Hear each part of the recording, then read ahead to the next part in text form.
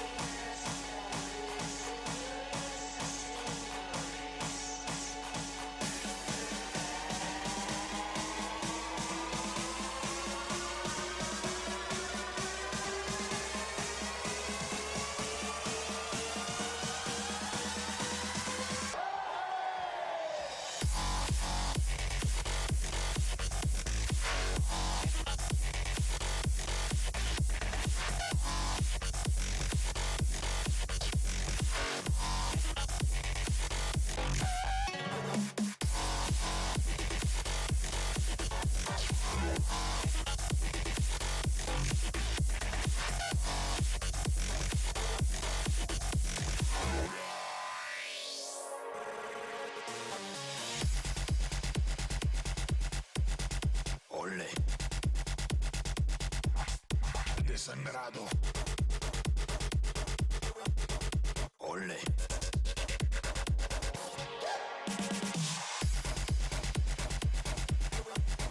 Ole.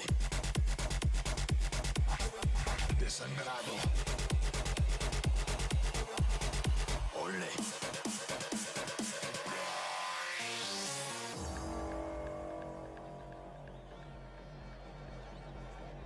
Buenas tardes, señoras y señores. Prepárense para un montón de diversión y ver la valentía de estos asesinos.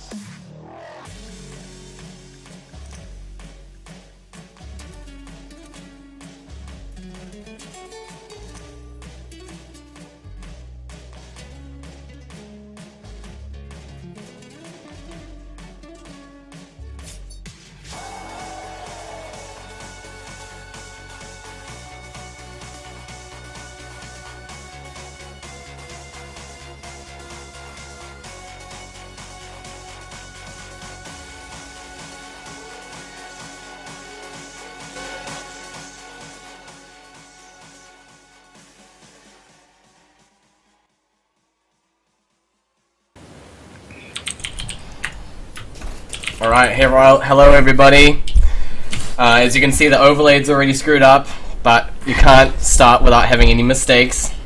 Welcome guys, we have the gang here again. We have Josh, Nama, and we have Cam there at the bottom. Hey, what's up guys? Oh, hey man. What's going on? How you guys been? Beautiful. What were you doing, Josh? What's been going on? I just finished having dinner and I had to really quickly wash some dishes and I was like, fuck, I'm here. Okay. Yeah, okay, alright, that's You cool. believe it, Yeah. don't worry. I was snorting cocaine off a hooker's back. Shh, dude, careful man. Someone's gonna hear that shit and take it seriously. These people exist, man. In my house, right? Very typical Josh thing to do. Yeah, it's got some hookers. I do it all the time, yeah. What about you, Nama? How are you feeling with that mech sign, which no one can see yet? Hold on. Oh my god. Dude, My grand entrance. No, it's not my fault. Blame Josh. This is not Damn it, my Josh. fault. Damn it, Josh. Alright. Alright, you're on Enjoy there. the next time. There you go, man. You got the mech sign. Yeah, fair enough. So last week we ended on the hot Terran wine, and we're now going to be finishing off our little mech wine, because we did say at the end of our last show that we really wanted to see for the next couple of weeks how the zergs adapted to this new mech style, and we've got a couple new styles that have really been popping up again and again, especially the one, if you guys watched Jin Air Rogue versus was it Byung? Bibiong? Bibiong? Yeah. That was a really sick one. What do you guys think of that strategy with the mass vipers? It was beautiful. Fucking It loved was it. pretty beautiful, I have to say. Yeah, it was pretty good. So what was so good about it? I just thought it was a very unique take on how to deal with mech. I mean, Zergs have been complaining and trying to figure out a style that it can at least punish or at least do damage to mech players, and I guess the heavy Viper style is a way that they can like chip away at the mech style at a very cost-efficient rate. With the Queen Hydra army, I think it's really nice. Like to see it progress a little bit more and see where it goes. Hopefully it doesn't get to the point where they literally build like 20 Vipers and then just Pull stuff abduct into and- spores and things like that. yeah, like something like that would really do my head in, because we'd be heading back towards the direction of the Swarmhost saga. But no, overall I think it's really cool. I just like the fact Zerg won a game. You get to see more PVZs instead of TVP all the time. Yeah. That really got me going too. I was like, oh wow, Jesus. Because we've just been seeing players like Innovation just still steamrolling. Like, we haven't seen many Innovation games. He got knocked out, didn't he? And we saw Sue get fucking gutter stomped by Gumiho yesterday as well. I was like, oh okay, that's I think would Lucera consider still that. lost with the Mass Viper start as well, so... Yeah. Yeah, I So don't clearly think underground. anyone's practiced it anywhere near as much, and it's probably very map dependent as well. Because the Swarmhost like sort of style he used at the beginning of the game, I think, is more of a buying time strategy. Like it's just forcing Terran to transition into something else. yeah, like the Swarmhosts aren't a core element. They're just sort of they're there and they're annoying and they kill some turrets and maybe they kill like an add-on or two. And then it's like, I can throw these away now because now I've kind of banked, and then I've got into this like heavier Viper style, but I've kind of also done a little bit of damage to the Terran without just needlessly throwing units into them. The problem with them not being a core unit and only doing a little bit of damage is how much they friggin' cost. Oh yeah, they're so heavy on supply, right? I mean, they're switching that now. If you guys saw the balance patch, to Yeah. 200, 100 again in 3 supply. That might make It's them a gonna little be- bit more useful. I just think, yeah, like, how do you deal with a unit that just gives out free things, yeah? I mean, you either reduce its cooldown, and then all of a sudden we start to see a resurgence of them as, like, the core element of dealing with mech, because it's like, I'll just do it because it's free. Yeah. Or you give them too high of a cooldown, and then all of a sudden they're actually just, like, walking around, and they're not really achieving anything. They just become an extra element the Zerg need to micro and manage for them to be effective at any given stage of the game. So I think it's really difficult, but time's going to be the only changing, I guess, factor. You're saying there was map dependent. Do you think it'll be good on things like Coda and things like that, where that main has that open space? What do you think, Cam? Is it the open space that does a lot of damage there? Well, this Swarm Host is wherever you can get any sort of weakness in. Like, they're not as good as the old Swarm Host with keeping stuff back. Mm-hmm. Because obviously there's that big open, like, 30 seconds where they can just push your Swarm Host, and then you've got, like, however much supply in there that's practically empty supply. Yeah. But, yeah, like, a lot of people seem to be going for, like, they just go for the factories and stuff. Like, they just run snipe to the them main. down. Yeah, they just snipe them like that. So, it seems to be the way Swarm Hosts are going. But I think with the buff, if they get buffed again, with the buffs that Blizzard suggested, it's probably going to go back to the old style of Swarm Host. You think, Just even with- with that 30-second vulnerability? Yeah, I think because it's less vulnerability, isn't it? Than How do you mean? Like, or is it long? it would just be they're exactly the same. They've lowered the hit points on Locust from 60 to 50, and they're lowering the gas amount that you need to from 100, so from 200 to 100, and the supply down by 1 to 3. Yeah. Oh. Yeah, it's weird. Okay. It'll turn into a weird direction for sure. But what do you guys think about the mass Viper in this instance? Because we haven't really seen too much of the Swarm Host, and it could be map dependent. But what about just constantly abducting mech units into Hydras? How does that work? Do you think that's going to be a long-term kind of strategy that we see? Vipers are pretty good. I think one thing to take from this is that all these games nearly where they're doing these strange like one-off builds are all played in Pro League where it's best of one. Like you've seen DRG go for his Mutalist Nidus Roach build as well and stuff like that. And like it's like would this work in a best of 3 type of thing? Like yeah, that's something to ask. I think. It's hard to say. It's obviously just still in a place where it's still getting figured out, and every Zerg's got their own unique twist on how to deal with mech or explore additional timings or things that they think might be weak. Forcing out unit compositions is probably the strongest thing Zerg have. I think with dealing with mech, it's kind of like forcing the tanks I've got Mutalisks, you have to make Thors. Okay, now I have like a lot of Roaches, and Thors are really shit against them. And then Terrans just sort of started turtling and going like tank Viking after the initial like Mutalisk harass into BCs. So I don't know. I like the Nidus play. I really wish Nidus would become a more key element for Zerg. I think, but again, it's like it's an expensive tool. I don't know where its place would fit in against mech. Like the idea I have in my head is like spawning multiple Niduses and creating some kind of chain where you can force the Terran army to unsiege and protect a larger surface area on one side while simultaneously applying. But then you need to have maps that have more vulnerabilities in that way too. Like currently, like look at Iron Fortress as an example, right? You kind of can settle down on 4 bases and just sit there, and then you have airspace rather than having space for Niduses and stuff like that. I mean, maybe you can Nidus and then Locust. I mean, that's the only thing I can think of. But I mean, like, when I think of Iron Fortress, I think the vulnerability for Terran is when they're trying to get to that 4th base, because that's when they start spreading themselves out a lot. Once they establish 4 bases, yeah, I completely agree. It's very hard for the Zerg to really attack into there, because all of a sudden now they just have sensor towers on opposite ends, they break down the rocks, they build this huge turret ring. They have like layers of turrets, and they put a PF between like the third and the fourth, and more turrets. And then Zerg's like, well, I can't fucking touch that. Like, what do I do? I just build like 6 swarm hosts and then just try and fly them over the cliff and hit the mineral lines, but the Terran's already banking at this point because you haven't really been trading out tanks. So, like, the next fight, I guess, is just like take the map, and then you've got to. The Zerg's got to try and balance drones. Like, we see players like Su who tried to go up to like a really high, like 100 drone count versus Gumiho, and I think that's what killed him.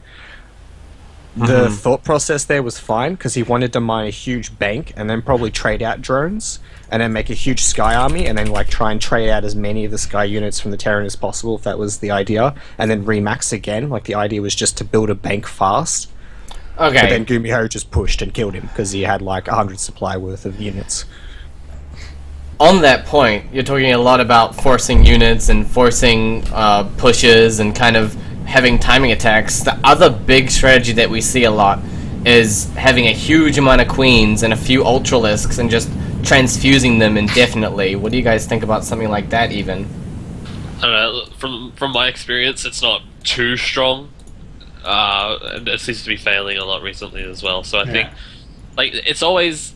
What Zergs are doing now to deal with mech is they're just throwing whatever random build they can come up with and hoping the Terran doesn't know how to deal with it. But there's no consistent build that Zerg can use all the time as like a standard build. There's no standard against mech. It's go for some random attack like Roach, Muta, Nidus, bloody Queen Ultra, Roach Hydra Viper, whatever timing you can think of, and hope the Terran doesn't know how to deal with it. That's the problem that they were talking about before with mech, is that the longer this goes on for, the more they know how to deal with Zerg, and eventually Zerg's just going to run out of ideas completely. Yeah, I kind of feel the same way, but there are definitely some timings that you can abuse if the Terran goes a bit too greedy, tries to take that 4th base a bit too quickly as well, as we saw with DRG and things like that. But do you think it just relies on the Terran players just being overzealous? Overzealous as in, like, what, moving out and stuff? Moving out too early, taking the 4th base too early. I don't know. I don't know about taking the 4th base too early or something like that. Like, moving out is quite often a big mistake they make. Like, you generally don't want to move out until the Zerg's thrown enough at you till it's like, yeah, I've killed like 3 armies now, I think I can move out safely, because he's probably going to have nothing left. I mean, we're watching now Dark attacking Sky High with lots of Ultralists when Sky High tried to move out, and it just kind of gets destroyed eventually. So, maybe, I don't know, maybe it's just going to encourage more turtling mech play, which I don't really like. Yeah, I don't enjoy it. You saw that. I'm watching the stream now, and I saw the engagement just then where he killed a planetary and a couple of tanks, and he traded like 6 or 7 ultras for it, and then lost some queens. I mean, it just kind of killing the 4th base kind of initiates him to attack like this, and then gets cleaned up eventually with reinforcements. I don't know, it's a playstyle for sure, which you probably can't do when you're a bit behind in the early game. So what's our final verdict on mech so we can move on to whining about Zerg? Do you think we were a bit incorrect, we were correct about Zerg having time to figure things out, or do you think we still need some more time? Time's on the side of Zerg at the moment until there's like another patch and everything goes in the air, but yeah, in terms of options, it's looking pretty grim for Zerg at the moment and ways of dealing with it. It's kind of just like embrace your inner Zerg and just swarm them with numbers, but you know, that's much harder said than done. Ideally, you wish Zerg would be on 100 drones and still be able to build an effective army that could fight, or at least like kind of trade more evenly against the Terran. But yeah, I don't know. I think it's very hard for them at the moment. The only thing we have at the moment is timing attacks, and if those don't work, then we're dead. Kind of how ZVP was for a long time with a lot of the Roach Hydra Viper timings into Ultras or into Mutas, which we're going to talk about as well. Where Protoss now there's no real swarm host threat, so Protoss just kind of ignores a huge part of the game that they used to fear. Yep, pretty much. Yeah, definitely. Alright, with that, for days. Great. with that, we're going to start whining about Zerg, and we're going to have Cam moved up here into my spot because he's going to be defending the entire Zerg race. Looking forward to it. Let's go. Come on. The question is, did Josh prepare any EV2 This wine? Josh, exactly. I think he's got plenty to whine about. He lost recently. He kind of knows what he's doing. He knows how to whine pretty well. I don't think Shots I don't need to whine about it. I think I just need to slap myself and throw some cold water on my face and sort myself out. It's not really the game's fault why I lost. Right, Zerg. What's shitty about Zerg, Nama? Lead us off. What is the worst fucking thing about Zerg? I would probably say base trades. Like, I feel like as a protoss, it's just like ridiculously hard to win base trades against Zerg, especially if they have like super mobile armies like Mutiling and stuff. Even though your army's better, you just cannot kill anything because they just run away. They're just gone by the time you get there. So what part of the base trade exactly is the shitty part? The fact that like they go into the game looking for a base trade, or just the fact that they can do them? I don't know, it's probably just like I'm okay with it being a part of the game, but just like it happening constantly and with such like inequality of skill required to actually execute it. Like, I feel like the Zerg player can just like send different units all over the place, but the Protoss player has to split their army really wisely in order to be able to survive a base trade and all that. So there's a lot of forward planning involved, whereas the Zerg's kind of...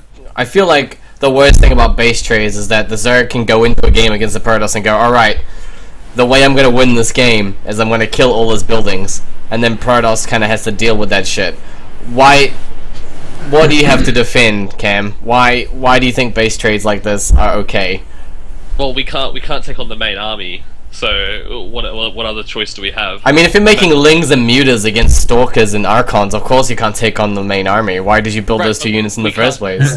That's not what I'm saying. What I'm saying is that no matter what we build, we can't take on the main army unless we're like significantly ahead.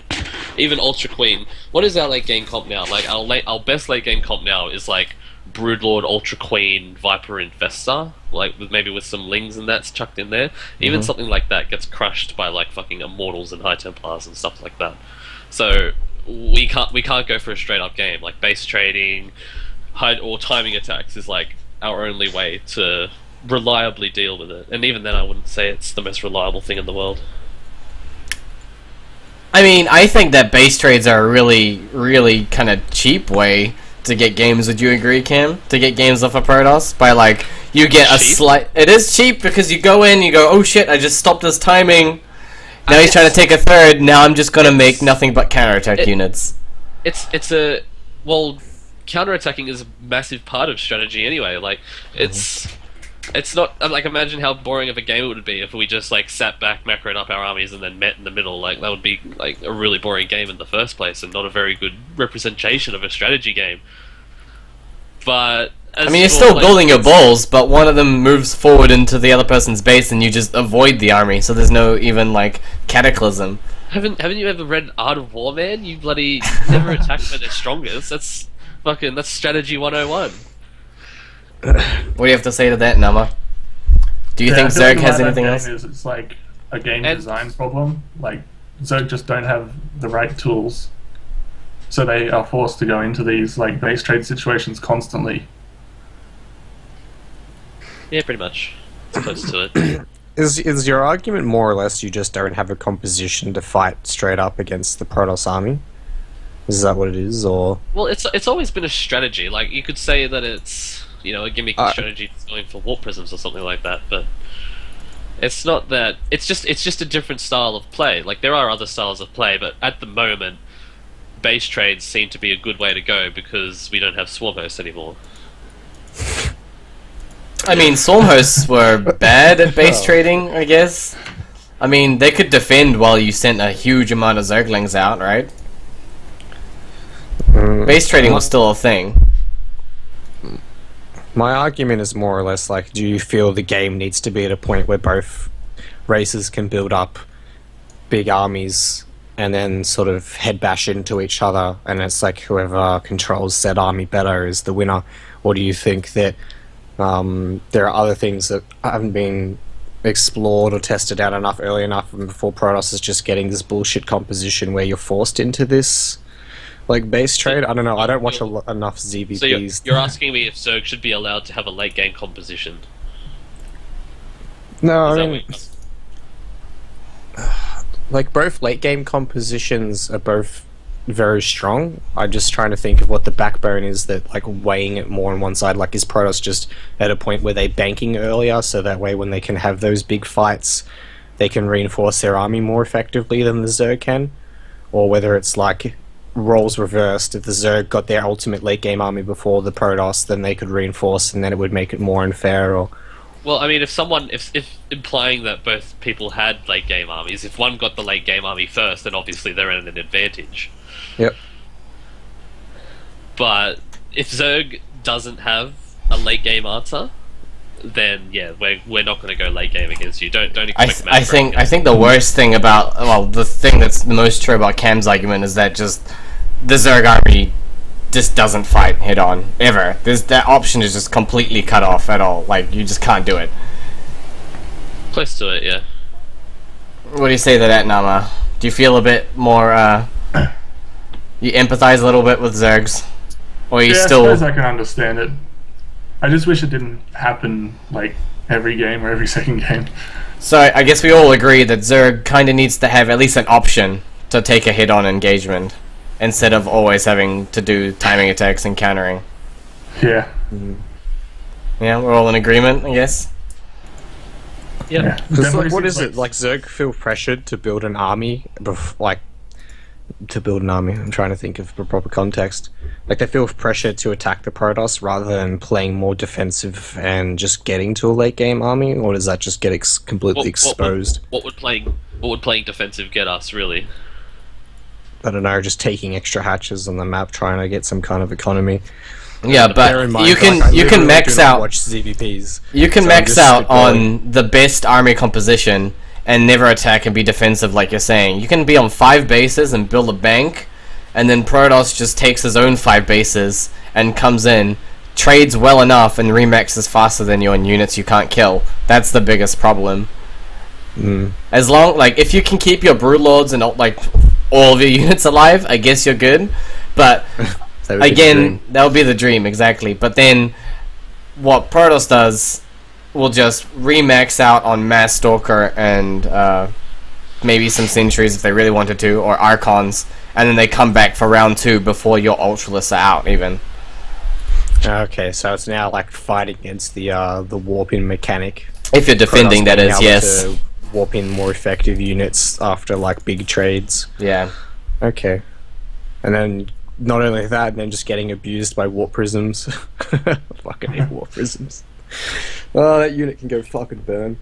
I hate that unit. Prisms are a great unit. Well, another thing that we've actually got written down here is we have just the Mutalisk. Do you think the Mutalisk is a problem with it, or does that kind of feel like a band-aid fix to this can't fight head-on problem? So instead of fighting head-on, you have a unit that's really good at countering and being really mobile. Well, I think the Mutalisk is probably our main harass unit. Like, even in ZVT and stuff like that, like, even if you do like a Ling run by in ZVT or ZVP, it's generally countered if you just lift up your supply depots, or if you just warp in a round of Zealots, or put on Photon Overcharge or something like that. Yeah. Like, Mutalisk is probably out. Like, we do have things like Burrowed Roaches and stuff like that, but, like, Mutalisks they're our best harassment option. So they need to be strong, are you saying? Yeah, pretty much. But do you think they're too Jesus strong Christ. in some situations? Sorry, what? Do you think they're too strong in some situations, such as like on really large maps against Protoss, forcing that base trade? They're stronger, but I don't think they're too strong.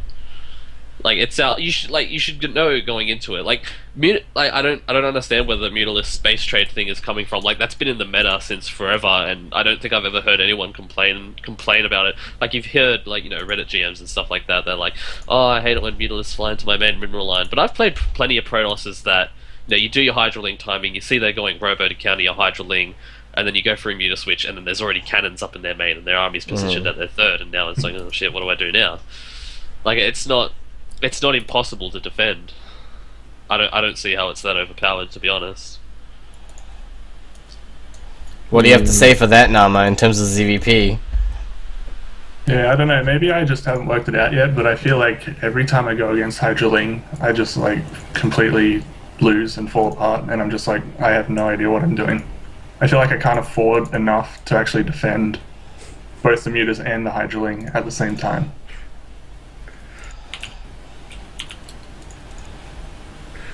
So is that more of like a tick switch problem, or is that mostly... Just build Blink Stalkers, dude. That's all you gotta do, man. If you have enough of them, not even Lings counter them, because you just can't get the surface area. They're just so big. They just hug each other and blink behind each other like fucking penguins shuffling in and out of the ice. Just keeping each other nice and warm. We should just rename the Stalker to Penguin. Blink Penguins. Waddling I around. would be okay with that, actually. I like penguins. That fucking video is brutal. No, it's pretty bad. Well, what do you think about in ZVZ, Cam? I know you go Muta a lot in ZVZ. Do you think the Muta is in a too strong position or okay position? Because we're seeing the Muta come back into the meta, especially even in the Korean scene. I think with the Muta v Muta in the Korean scene, it's more to do with the maps than anything else. Thirds are really far away, and the further the third away is, the stronger mutalists become against any like roach opener. So, so everyone's just going Muta v Muta now. Spores are still really fucking good against mutas, but yeah, I don't think, like, maybe you could consider them overpowered in ZVZ, but it's like, it's a mirror matchup. Like, you can just build mutas yourselves. It's more of a question of whether we want the meta to move back into constant Muta v Muta. Well, what do you think about not both players going Muta? What if it's one player has already opened up mutas, and the opponent's on the defensive with Roach Hydra, Roach Queen, Roach Infestor, however they're going to defend with it? Do you think that favors the Muta player, or does that favor the Roach player, or is it very situational? I mean, that's difficult to ask. Like, so your question is, if one opens Muta and one opens Roach, is the Muta player favored? Is that what you're asking? Well, is there anything that the Muta player gains from playing Muta that the Roach player doesn't? Oh yeah, of course, you've got air control and you can play greedy as shit behind it because they've got to stay in their three bases, and you deny scouting. So yeah, there's obvious advantages, but the disadvantages as well is that mutalisks aren't a great straight up fighting unit. Like, if they get Roach Hydra Infestor out, like, you can't just keep massing mutas against that. I guess you are right. I think the biggest problem that I have with mutas against roaches is when you're the roach player, you don't know the transition of the muta player in time. Most of the time, it gets denied by changelings, your overseers, your overlords all get sniped by the mutas, and you don't know what's coming. And maybe that affects what timing you do, and that kind of makes it into a coin flip kind of situation when you're not able to see it. Coin flip, I mean, I don't know, coin flip. It's difficult to say because I play Muta and I lose games playing Muta, so it's like, I don't feel mutas are that overly powerful. It's, I don't know, it's a difficult question to answer, to be honest, because you do see Koreans going Muta v Muta now, but not all the time. Like, we have seen Roach players. I think it's more map dependent than anything else. So you think it's more just because of the maps right now? People are kind of thinking that Muta's got a stronger place in the map pool. Current map pool. Yeah. Alright, I see. Okay, well, what about going back to ZVP, and maybe even ZVT for you, Josh, when you're playing mech, or even bio, the tech switches that Zerg does, is that in a good place right now, or is that feeling a bit too strong when they're ahead? So an example would be, like we were talking about, Hydralisk into Muta.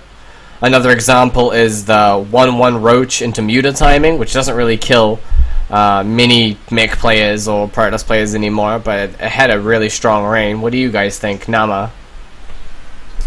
Yeah, I think tech switches are pretty cool. I like that there's a race that relies a lot on them. But sometimes, you know, when you're hiding buildings and stuff, it can be pretty difficult to scout, and when you have to rely on actually seeing the tech, and you just lose because they like hit it perfectly, it can be pretty frustrating. Is that it? Just frustrating. You don't think it's totally fucking stupid not being able to see what's in those eggs? Well, I mean, if we could see what was in the eggs, like, ZVZ would just go to like a whole new level of retard because you'd be able to tell if they're draining or not, and it's like... Oh my god, could you imagine? That would be disgusting. No, Oh, I Lings are coming. really enjoy that Zerg have that hidden ability, yeah, because like most times the fights don't become that one-sided that they can instantly amass like a huge counter, like a direct counter to whatever army you might have remaining. It sort of has to be like the fight will happen and you'll trade out. The Zerg might get a lead, they might not, they might lose out some. And then when they're replenishing an army to kind of start dealing with your army, then it's fine because you can adapt with some proper scouting information and scans and things like that, or just playing a little bit safer to let the Zerg reveal their hand. So I think, yeah, the tech switching thing, it's a strong thing from the Zerg, but I don't think it's at a point where it's like overpowered at all. I think it's in the right place. I think it's a unique trait for their race. And it needs to stay that way. I don't really have any issues with it as it stands. I mean, Even Mech with you... to me is still pretty young, so it hasn't been anything I've sort of run into and been like, oh my god, that's absolutely fucked. Like, I can't believe that happened. I have no idea how to beat that. Right now it's just like, oh, it caught me off guard. He didn't have a third base. I mean, he didn't have a fourth. He just kind of massed on 3 bases and I didn't pick up on it. And I spread myself too thin and got wrecked.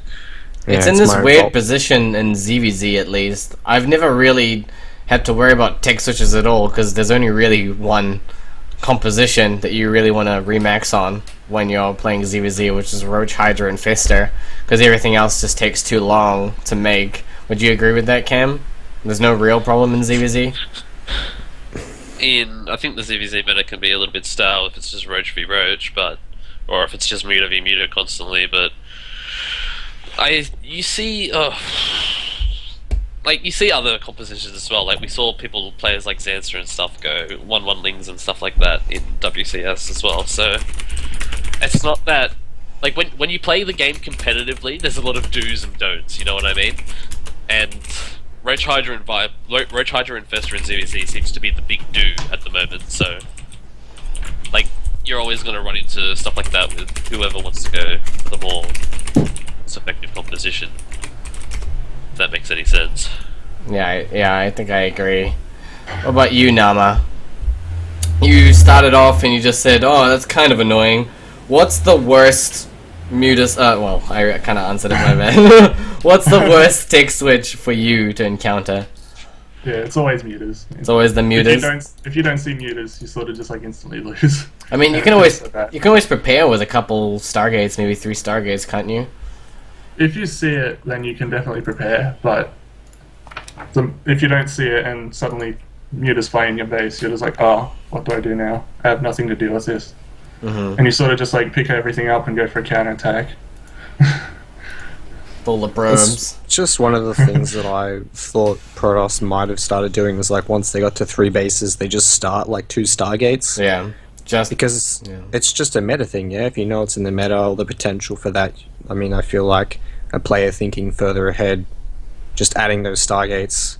Wait, well, that's like 3 Stalkers worth of that, right? I mean, in terms of minerals. Yeah, that's 300 gas you're spending there. Yeah. And you'd rather spend that on like Storm and stuff. Kind of, maybe more, I guess, when you get to a maxed out situation then. Why would you want to spend it on Storm when you know they're going for a muta switch? Well, you don't know. Yeah, if you don't know. That's why you scout.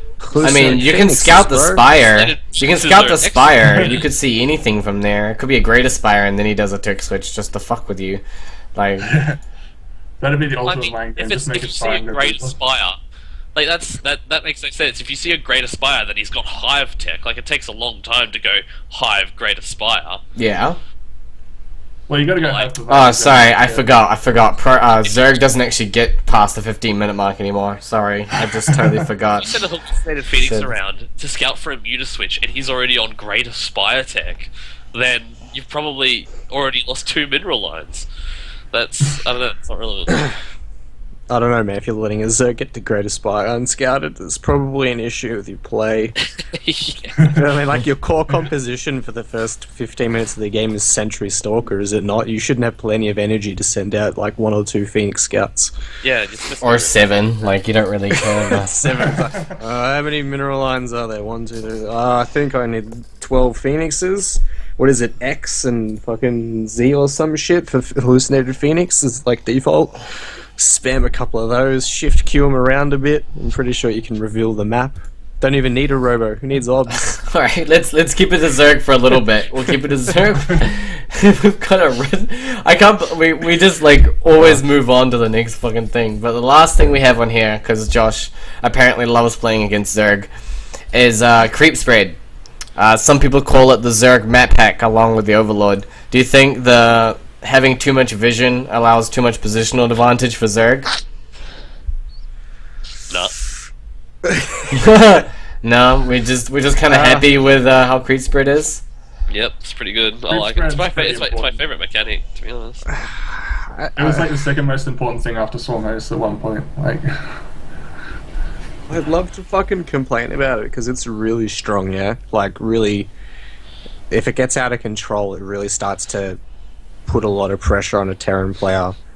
But, yeah, there's always things that can be worked on. I think, like, at the highest levels, when you're playing as a bio player against creep spread, it's a lot more advantageous to Zerg for obvious reasons, you know, like the concaves, the vision. Speed. When Terran's going mech, creep spread means almost nearly nothing, you know? They just... I mean, you're not sit- moving out get, anyway. They have like 10 orbitals and they just move across the map and scan and kill everything on their path. Like, it's just the huge mech war machine. But, The thing is about As creep a spread player- though is that there's plenty of counterplay to creep spread. Like, you can just send out a single drop of like marines and just like scan and clear a whole heap of creep tumors. And there's plenty Yeah. of counterplay since the start of the game with Reapers poking and Hellions poking and stuff like that. yeah, I'm not saying that, like, it's... I don't think it's imbalanced. I just think that it becomes... There definitely becomes situations where it's very advantageous for the Zerg player if they have that mechanic. I mean, it's essentially a macro mechanic for the Zerg. Yeah. Zergs without good creep spread just get fucking destroyed by big shoves, whether it be bio or mech. And Zergs with good creep spread allow themselves to buy time and set up positional advantages. And it's and- really good in ZVZ against mutas as well, having the queens and spores to defend as well. Yeah. So overall, it's just in a good place. No one here would really say it's too powerful. I mean, it doesn't jump up and attack you, does it? I can see creep and legacy being a little underpowered because we have to expand so much now. Like, it's going to be really difficult to get creep to your 4th and 5th in time. For Like when, 5 like, minutes when you're Terrans- taking it, yeah. Well, you don't need to Yeah. inject them anymore. Oh, but it does it automatically. man. Yeah, you have even less energy now. Yeah. you can just, you know, spend those extra actions you don't have to inject with on spreading creep. Was that what We we're don't- gonna spend it on? Shit, I thought I was gonna... I don't even if you creep spread perfectly, even in legacy, like getting into your 5th base, I think depending on the map is still a bit of a long shot. I'm not too sure though. Like, I haven't played much legacy, so my opinion's not, you know. I've got to test it out a lot since the patch. I haven't really, can't say I've dived in there. I know, like, comeback options from races are a little bit harder. Since, like, the removal of the mule, you know, SCVs are a lot more precious. They need to be kept alive. Same with probes. There's no more chrono mechanic. With the injects being kind of halved, essentially. I don't know where that's going to put the game based on the auto inject method. Yeah, there's so much testing that needs to be done. Like, there are huge changes just getting pushed through Legacy of the Void, and everyone's mentality going from Heart of the Swarm to that game is just, they're going to explode. Like, Protoss doesn't get played the same because of the warping mechanic features completely different. And I want to say more, but we just keep going off on different fucking subjects. Oh, I mean, we're gonna talk about Legacy of the Void at the end on the second half here, but Yeah. do we have anything to say about Zerg? Is that we didn't really find anything too much to complain about Zerg, really. With mech going around right now, it's hard to complain about something that has such difficulty dealing with such a strong composition. And I Zerg feel like doesn't really have a late game versus Protoss either, so you should know that there's a timing attack coming from Zerg. Like Before you pretty- start. Yeah, I think it's really expected. yeah, overall I really enjoy the game where it is like a lot of the strategies are highlighted. There are still things that need to be worked out and probably a little bit tweaked, but the game is still being explored, and I feel like it's in a nice place at the moment as both a spectator and a player. As I realise there are still things that I can do to improve that can change those dynamics in those matchups. It's just like, what the fuck, heck? Good place, no way. I'm just saying, give it a little bit more time, and things will either sort of shift, or it'll get to a point where it's like, okay, yeah, no, something really needs to be redesigned. But until that point, I guess people are just gonna have to get angry and take some losses on the chin. Just like how it was when there was Broodlord Infestor and Wings of Liberty. Well, that took a long time for them to even mention it in a post, if you remember that. It was 6 months of the shit before they even said anything. Yeah, That was a people were problem. complaining about it for ages, but yeah. Yeah. Anyway, so now we're gonna move on to fucking Protoss. Motherfucking Protoss. I get to be the star. You get to Yes. be the middle guy, the middleman over here. I'm the center of the show, guys. Now Now before me. we get to bitch at you for a little while. Oops, that's not me. Alright, Cam, do you have any trouble ZVP, man?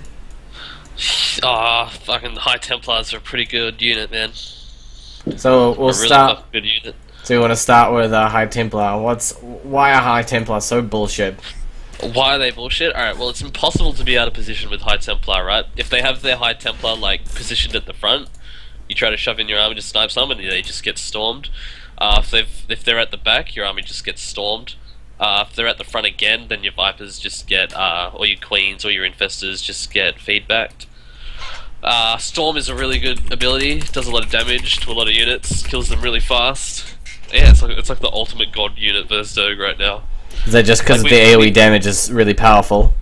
It's because it's mainly because Zerg doesn't have an anti-caster unit. Like Swarm Host was our anti-High Templar unit. If they got out of position with the High Templars, and even if they stormed the Locust, like they'd still be losing High Templars. But now it's just like we've got no way to deal with them. Like, and they still counter like our late game composition as well. Like they still kind of counter that as well if they've got enough High Templars. And after you've done storming everything to complete Oblivion, You do another set of storms. yeah, you do another feedback them, and then you turn it into Archons.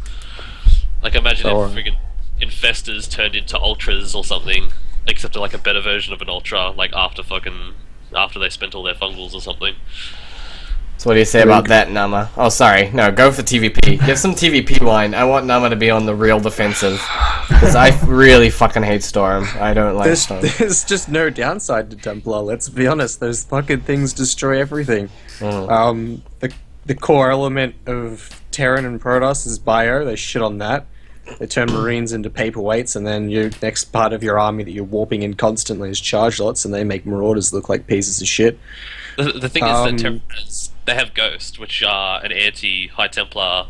Like they've got an anti-spellcaster ability with Snipe. But then you're forgetting the fact that Feedback is instant cast and Snipe isn't instant cast, and by the time the Ghost snipes or EMPs a High Templar, the Feedback's already killed the Ghost. Or Colossus already killed the Ghost, because usually by the time you're into the Ghost transition, we're talking anywhere upwards of 3+ Colossus. I'm under the impression that Terran has better late game than Protoss at the moment. Isn't that true? Or Ghosts are pretty good. They have 2.5 It's- more range than Feedback does, so with EMP that is. So So there's not really has- much excuse for missing, to be They've- honest. wait, say that again. EMP has 2.5 more range than Feedback. I don't Well, think then that's... I mean, on the edge of the radius, yeah, because there's a radius circle, right? Yeah. It's an- which There you go. which does less the further out it gets from the radius. Like, it's not 100 flat throughout that entire radius. And on one shield. EMP will only remove 100 energy from a Yeah. Templar, so if that Templar Yeah, is still livable... It removes the shields as well. Yeah, it removes the shield damage Yeah. is They don't care about is like shields. burst. Templar Shields are are there pretty just to important. storm and I turn Care into about Archons. shields. No, the moment Like half their HP. The moment you get the moment you get two High Templar, they've used all their energy, and then you've EMP'd them, right? So they have no energy, they have no shields. You combine them into Archons, and then the Archon shield is fully replenished. So they now have 250 hit points while they're morphing. Well, shield But hit it's not points. even that. Like on a one-on-one basis, you don't want a Ghost to trade out for a Templar in terms of money, in terms of how quickly it takes to get it. You want the AOE effect to be hitting things like Zealots. You don't want to be having your Ghost just fighting his Templar, because we're talking like 3 to 4 base saturation at this point. You could be sniping out Templar for days off of like 8 gas. And then they just warp them back in, chrono, rinse and repeat. But then you're taking efficient engagements. Why is that? Why? Well, how many bases are you on? Why? It doesn't matter, because at any point, if he sends his bio in, he loses all of it. Yeah. Why would you just send your bio in? Like, then you're trying to take. I'm trying to think of like the perfect scenario, and I'm not sure whether or not Terran is favored in that engagement, because we're talking like cannons, observers, one-on-one like Ghost versus Templar. Viking positioning.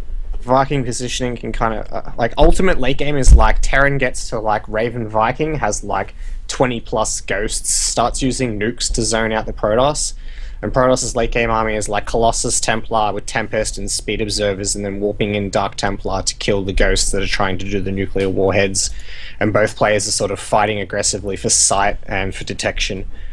And I'm not 100% sure who wins that battle, because feedbacks counter the PDD counters the Ghost, DT counters the Ghost, but then the Ravens counter the DTs, scans counter the DTs.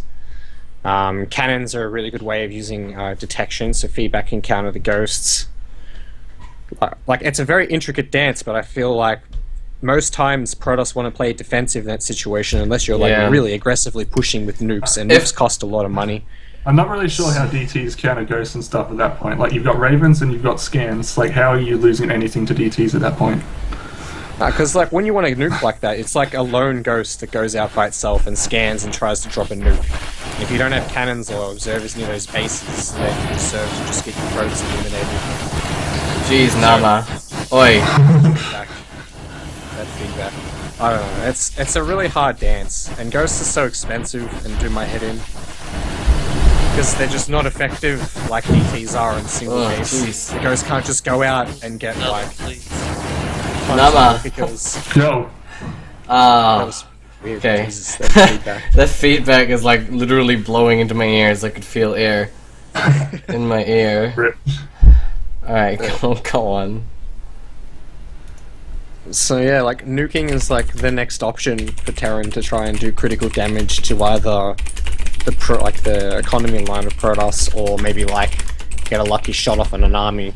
But I still think it's quite countable with an observer and a DT. DT will kill a ghost way before it lands a nuke.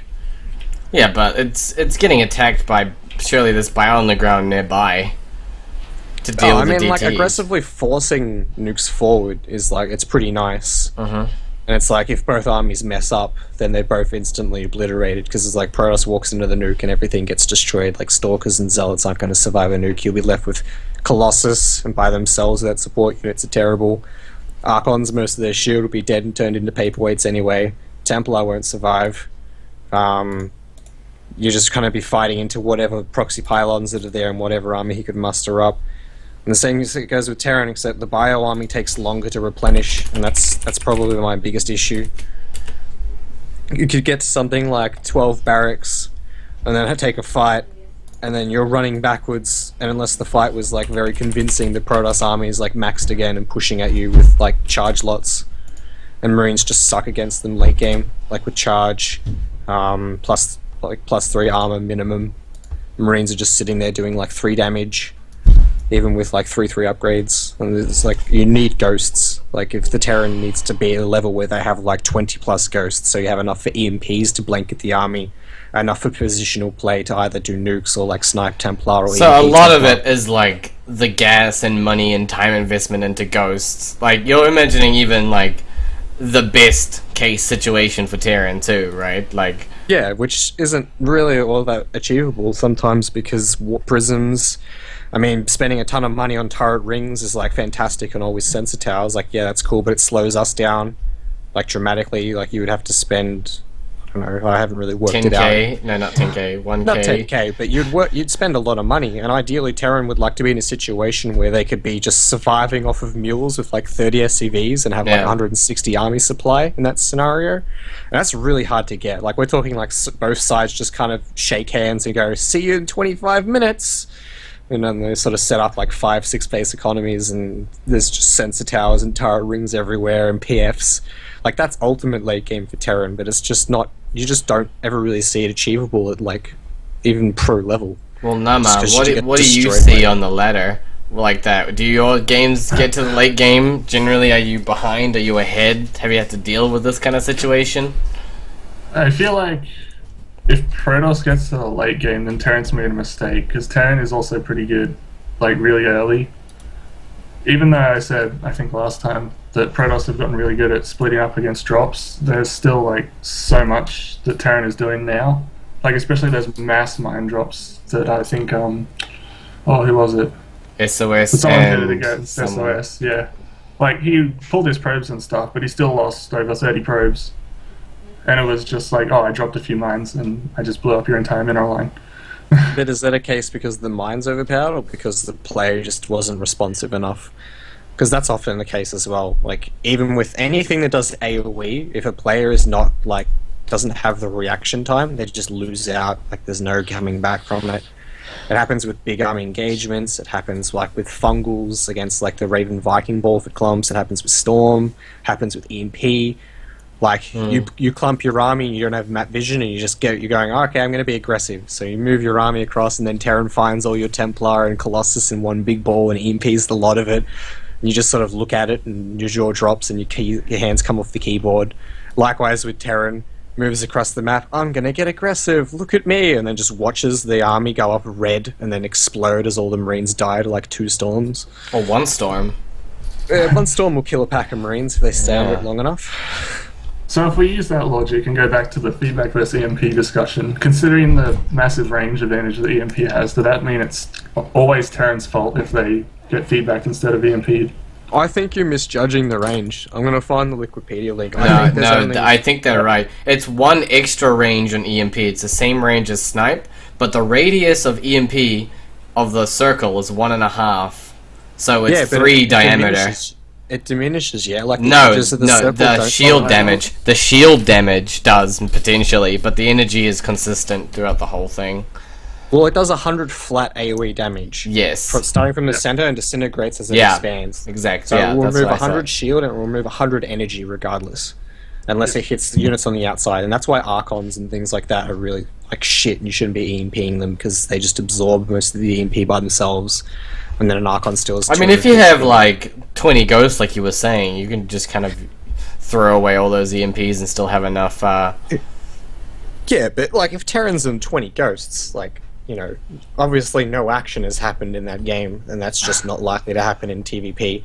Terran will be attacking to try and slow down the progress of Protoss bases, because otherwise Protoss can afford to be on like 30 Templar. Well, there's the beginning problem, right? Like, Terran has to attack, and Protoss has so many really good defensive utilities in place right now. Things like the Mothership Core, currently Warpins, as well as, you know, there's always, wherever you drop, there's always 6 Zealots waiting there for you and a couple cannons maybe. High Templars just like left around. If you've guys seen like the pro games with parting and stuff, they'll have like a Templar, and then you put 3 medevacs down, you'll go, alright, let's go, and then there's a storm waiting for you right the fuck there.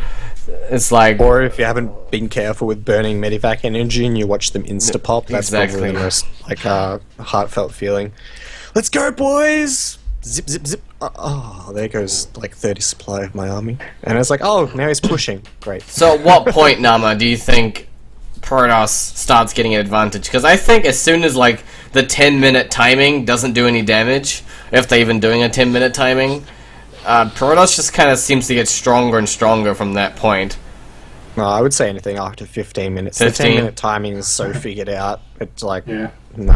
Like Protoss, I've played some Protoss on ladder that will have a Warp Prism out by that point, and the moment you move out with your first like big clump of units, the Warp Prism comes in with Speed Zealots. And that just wreaks havoc. and then they just like live with photon overcharge sentries and like whatever ground army they've got there, and will take maybe like a slightly delayed third, but the damage is done. You either pull back and then they take the third, but you know, that's just an intricacy of that part of the game. That's fine. I mean, you can always deal with it better.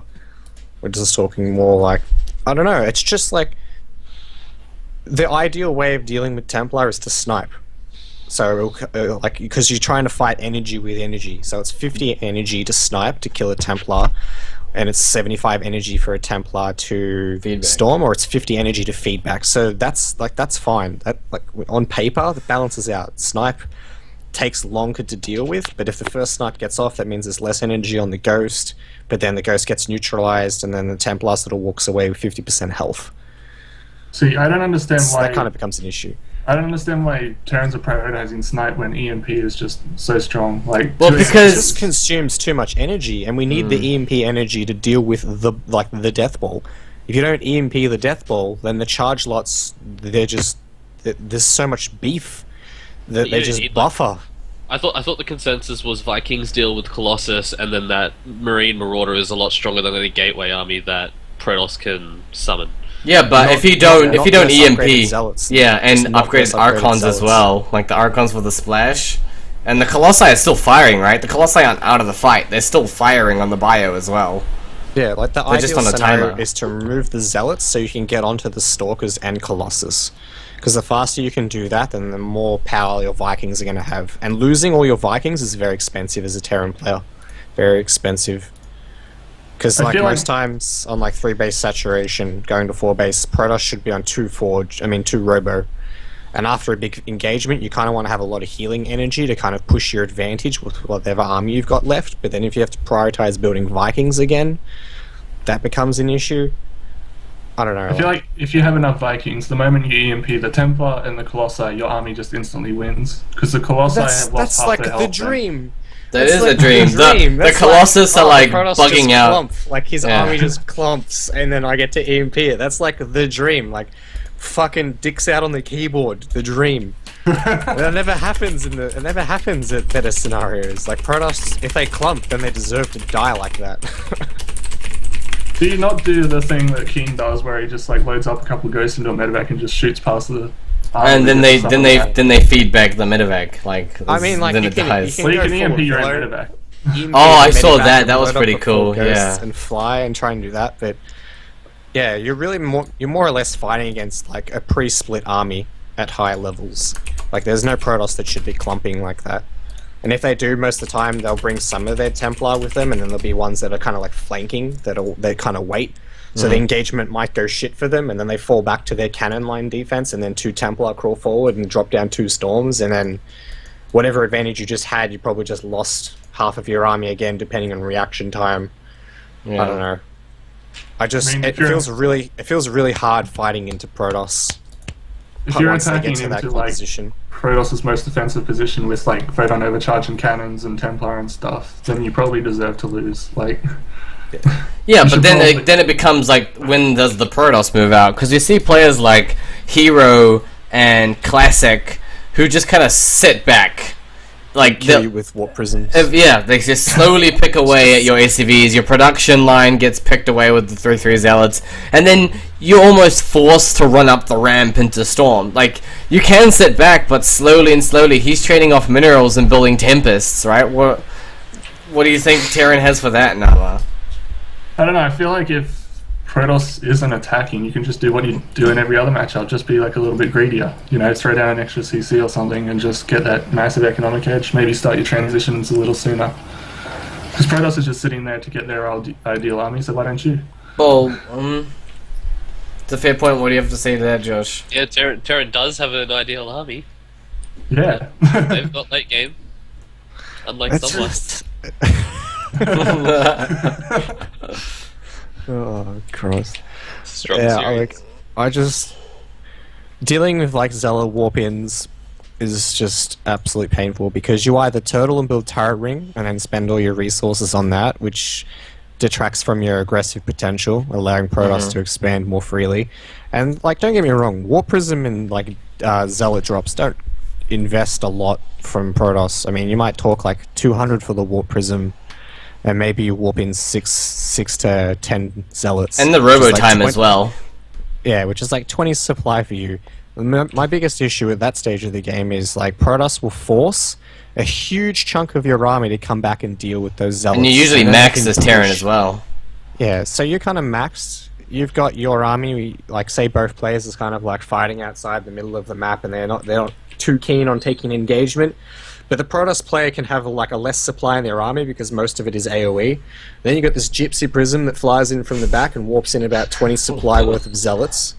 All of a sudden, you have to detract probably about 40 supply of your main army away from that main of that engagement. Probably even use ghosts, because ghosts are like probably the most effective thing you can use of dealing with zealot DT warp-ins in your base, because they can cloak and EMP. not get wrecked, because charge lots, like you can't micro both those battles. You can't micro and stutter step in EMP and split Vikings and split bio, while like stutter stepping this bio army inside of your main base while you're just watching zealots getting warped in and all. Hey Josh, maybe you should just get better, okay? Maybe it's just a problem on the Terran's part, okay? It's not nothing to do. Like if Nama can scout base trades, maybe you can scout war prisms and react properly, okay? I mean, Yeah, 150, I don't 100%. know, that's just me being a fucking salty cunt. Comparatively. I mean, I definitely agree. Even in PvZ, the weird thing is that at the end of the day, if the warp prism doesn't warp anything in, it's still a huge threat, right? Because at any point, there could be 24 supply in your main base, right? 12 zealots just warped in, and all the Protoss is investing for that amount of pressure is 200 minerals. Don't forget APM. And the robo. And the robo time, but at that point you've stopped building Colossus because you've got to 6 or whatever the ideal number is. Yep. I don't know. I hate that scenario in the game. You either build a turret ring and give Protoss an easy 4th base, or try and play late game, and then if a warp prism does get in, like maybe it gets the speed upgrade, they Protoss go one step further, and then detracts a huge chunk of your army. That army kind of just gets shoved. Or you pull back to a more defensive position, and then your outlying expansions just get destroyed, and then it just becomes a rinse and repeat action for Protoss. I don't know. I hate zealots. Those things can go so dumb. Don't worry, there's an upgrade in Legacy of the Void. An upgraded unit. I saw that. Even I'm stronger. So excited. Yeah, we're gonna 30 bitch damage it. on hit after We're, the charge. we're gonna. Great. Oh no, I'm even talking about the actual other unit. But let's finish off Heart of the Swarm Protoss Whine with fucking Stalker Sentry, Cam. Yep. How So fucking the disgusting is Stalker Sentry right now? They get their COD comp at the fucking 10.5-minute mark. Isn't that amazing? You just build Blink Stalker Sentry all day, every day. What's so fucking bad about that composition? You just need to build one unit, it counters everything. 2 units, mate. Really. One of And you them's could a be. map editor, Oh, and the other one. alright. The other I one's think you'll Yeah, find no, it's 2 it's not a map. One. It's not a unit. It's a map editor, so it doesn't count. You know, you just build that, counters everything. You can be defensive, you can be aggressive. It's the ultimate build. There's nothing wrong with it. And why is that? It's like our event for Broodlord Infestor, where you just make 2 units in one game. Yeah, but instantly. I didn't play in Wings of Liberty, so it doesn't count. I'm Fine, our allowed event for to argue. Stormhost then. Stormhost, yeah, but that was our only choice. Like, So why is it so bad, Cam? all the reasons I just listed. It's friggin', you know. A map editor, God comp. Well, why? Like, what makes it so powerful? Say, like, I get 30 Hydralisks and you have 20 Stalkers and 10 Sentries. Why is it so frustrating? Well, you can just You force can field the create- Hydras out. That doesn't even matter. Can create your own chokes at the whim of a hat, man. I know, that's... like, you can... What you can positional take- advantage to the Zerg? Let's change that. Zip, zip, zip, zip. Yeah, you can literally walk into an inefficient engagement and turn it into an efficient one with force fields. It's like a Zerg can set up a defensive point, like, which you're not supposed to be able to push into, and then they just push into it anyway because they've got force fields. Oh, that's fine. You've got this nicely evened out spine crawler wall. Let's just go to the left. Zip, zip, Yeah. zip, zip, zip. Now let's go to the right. Zip, zip, zip, zip, zip, zip. Ah, no spines? Yeah, it's like it's fucking ridiculous. Nah, man, it's all about the sentry drop with the warp prism at like 9 minutes, with like the 4 or 5 gateways, and then you kind of poke the third, and the Zerg's like, "Fuck, man, he must be pushing me with pylons on my third base," and then the whole army goes there, and you just watch the warp prism fly in, and like it's like that moment where your heart just sort of crumbles. So you can just feel it just fading away as it like unloads, and you just watch 4 sentries drop out, and one of them just pops up a force field on your ramp. Yeah. Yep. Well, Let's be honest, that warp. To be entirely honest, that warp prism drop build isn't that good anymore. Like it's pretty easy. It's if you're really prepared. it's a really coin flippy build. Yeah. Like if you've got roaches on the ramp, then the whole build just shatters. There's nothing. Well, Yeah. not even roaches. You have any units on the ramp, and they just like the whole build just goes to shit completely. Like, Zergs have such good overlord spreads now that they just see the warp prism before it even gets out of your base. That's why I gotta put Phoenix, man. Just go Phoenix and warp prism drop. Dude, that shit happens, man. Remember Zest doing on Catalina, where he made like 4 Phoenixes and got a warp prism from a Robo and 7 gates, and then he built a cannon on the ramp. Do you remember that shit? And then he, Sounds so dirty. oh my Even god. if you get the fucking force field down on the ramp, like you just build roaches in the main hatchery. Yeah. Oh, he lost. He got destroyed. Not Zest, the other guy. Fuck. I think it was Lysira, actually. Zest versus Lysira. That's exist. There are probably moments in the game where it would make sense to do that again, but yeah, I just back to the warp prism. Fuck that. Can you find that VOD and link it in the X5 chat? I feel like James would really love that VOD. So what link in the X5 chat? The Zest like 7 gate warp in the main or something. Oh my god, I can't, I have to find it, dude. It's gonna be a lot Phoenix of into searching. all-in is never a bad idea from Protoss. Because you just deny so much scouting the same way that mutas do in ZVZ. You just make a unit. You just make units, man. That's all. You just need to make Protoss units. And it probably counters what they're building. So. You know what you should do? You should just make Sentry Phoenix and then hallucinate more Phoenix. Wow! I'm sure that would die so easily to Hydrolink. Alright, you're right. You should just make Stalker Sentry and then hallucinate more Stalkers. And then have all the bullshit Stalkers just mixed around. It's beautiful. Can you blink hallucinated stalkers? That's interesting. No, you can't. They don't have any abilities. Fucking hilarious. Imagine if you could hallucinate sentries, and then those sentries could force field and hallucinate more sentries. That'd be fucking. Wouldn't that be great? God. I think that's how we save the game, boys. Figured it out. Thank me later. I think the reason that Stalker Sentry sucks is that there's no real way to hard counter it. Infestors.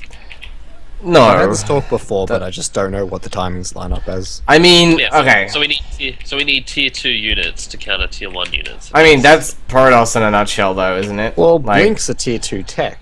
Yeah. And Yeah, Protoss has to get Colossus to deal with Medivacs and Marauder Marine, right? So True. I don't know. Sharon tier 1 beats Protoss tier 3, so. I think the biggest issue is, like, you can sit there and on paper it's like, yeah, man, Infestors sound like a really good idea, but there's a lot of bullshit styles that can come out from Protoss earlier. yeah, like the that 10 transition minute. back into just Blink Stalker's Sentry. And so they can apply pressure to the Zerg and force out units, whereas Zerg would ideally like to be mining effectively to get to that, like, Infestor stage. So I think that's probably the biggest issue. Rather than it is about the unit composition. I don't know, I feel like if you see Infestors, you're just kind of babysitting your Stalkers, and they should always be, like, in front, and you just kind of blink back, and you just keep building up this bigger and bigger ball of Stalkers that... Because Stalkers are big models, right? They're pretty big on the screen. You can only fit so many on a ramp, even. So if you fungal, you only hit about, what, 9 Stalkers or so with a fungal? Like, It wouldn't be the they- priority of the fungal. It would be trying to get the even Sentry. then- But the Sentry's always behind. But even then, if there's like a big, even if the Protoss is dumb enough to fucking walk all their stalkers right up to your infestor so that they can projectile fungal at them, they can still just blink out of it again. Yeah. Like they just blink out, or they can get the mothership core and they can just recall out of the fungal. But at least that alleviates the pressure. Yeah. If they go home, then that timing attack. But you've just rushed Infestors, right? And now they're going home and they're making Storm. They've still got their army. Like it alleviates the pressure, but they took they moved out and got themselves in a shitty position, and then they just recall home, and like without any sort of. And they still have all the sentry energy. They have all their stalkers. They're back at home defending, so no counterattack's going to do any damage. Like it's not a bad position to recall. Yeah, like recall is just so freaking good. I wish Zerg had recall. I wish we had like mass burrow call or something like that, where they all just go. Why don't you could use Nidus networks like that? It's just more Oh expensive. come on! No, we can't. Jesus Christ. I mean, how fucking mad would that be, though? It's like No, Zerg's but like, it's oh, not all fuck, instant and for then they put everything, Nidus though. back here, and it's I like know. Yeah, then they just blink on top of the Nidus and snipe it, and then you lose everything, right? I can't blink underneath. That's true. Even if I blink underneath like a mothership core, I have to get really lucky and fucking kill that well, just move underneath it, you know? Alright, so riddle me this. What if, like, the Nidus network, you could get back into it faster?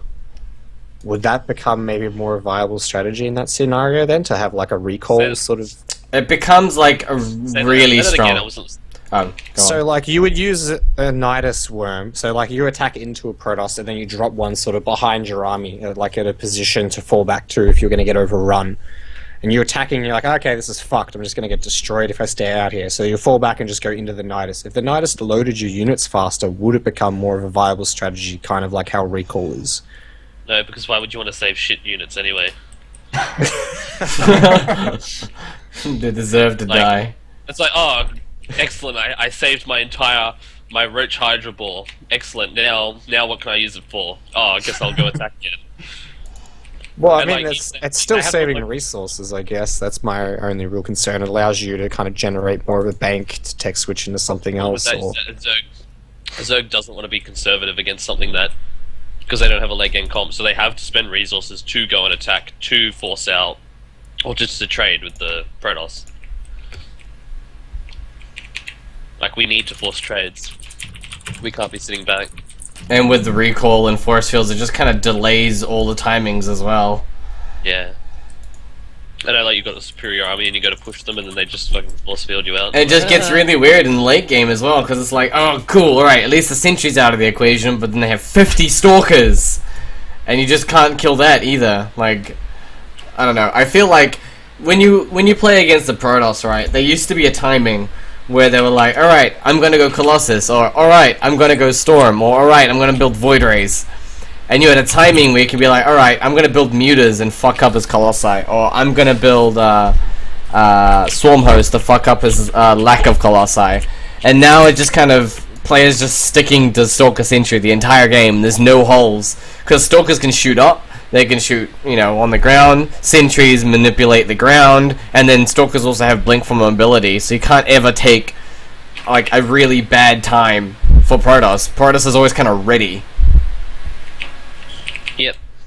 No, it's all about borrowed roaches. Just go underneath the force pretty field. good. The double Roach War and stuff. Sitting there Yeah. healing as they're getting shot and as they're creeping up at shit. Yeah, that's the only way to do it. Yeah, that's like the direct counter to Blinkstalker Sentry, I think. But it can be seen. Jeez, Too much talk about mech and ghosts and stuff. I'm getting too excited there. Cam's face.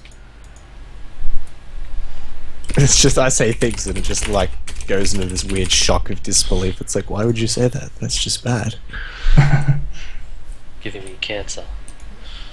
Anyway, the last thing we wanted to talk about, We're back. because before we have a little break here in 5 minutes, is why and is Protoss cheese too strong, and why is it so strong, or why is it so weak, or what makes it so powerful right now? I don't know if it's... I mean, it's strong, but it's also like... The strength of it comes from the fact that there's so many of them, and you have to know which one it is in order to react to it properly. That's the difficult part of it.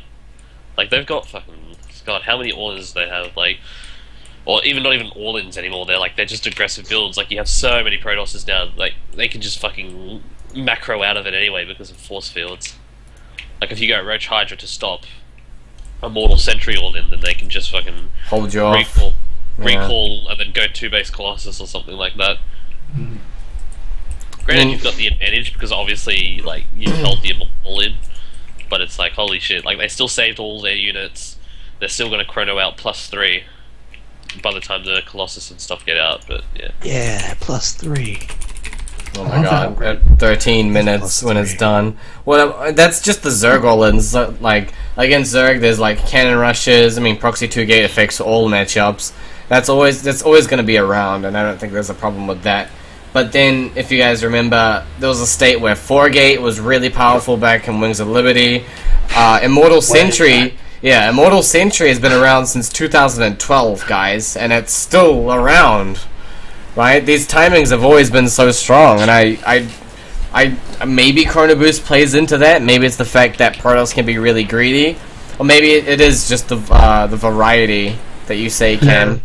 it is variety because like if you, I feel like it is variety because I feel like if Nama goes, hey man, I'm gonna Immortal Sentry all in you this game, and I'm just like, oh okay, then just drone up to however many drones, 60, 63 drones or some shit, and then just fucking pump out Hydraling Roach or whatever. It's like, yeah, easy hold, son. What's up? What about you, Josh? How do you feel in TVP against all the stupid cheeses? Sometimes it's a bit of a dice roll. There are some Protoss players that like to, on particular 4-player maps, will just take the gamble and go, okay, well, I can build a proxy structure over here, and I guess it connects me to 2 bases, so if he's on the 3rd one, well, I guess I'm just going to be 20 seconds late, that's fine. And then they'll build proxy Stargates on 4-player maps, and if you don't get the first scout off, it's almost an insta-win. Because you need to have the eBay done at a certain time. I feel like that's just the nature of 4-player maps in general, though. Yeah. Like, that's... Like, I've... Well, I everyone mean, has built I just, my like, coin flip. Like, cheese and all-ins like that are in the game for very important reasons. Like, Yeah. I guess my argument is I feel a little bit jibbed because I don't feel like Terran can do the same thing to Protoss on 4-player maps, other than maybe doing some kind of like, gas first maybe. But it's not only that it hits later. Like the Protoss all wins usually always hit earlier than that.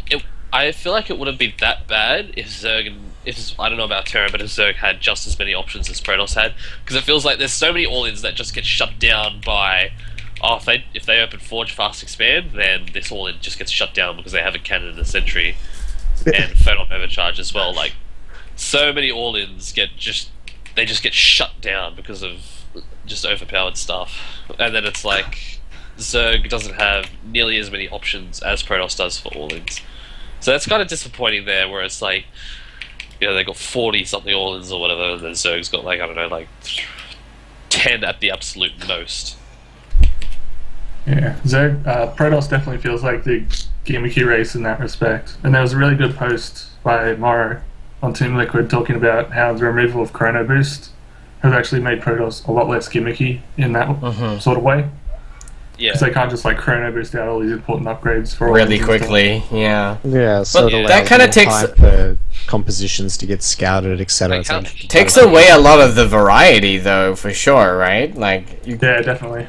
A lot of the builds just get shot. Feature to Protoss, I feel, but at the same time, it's like, what do you want? Do you want a unique feature, or do you want a race that kind of is a little bit more understandable?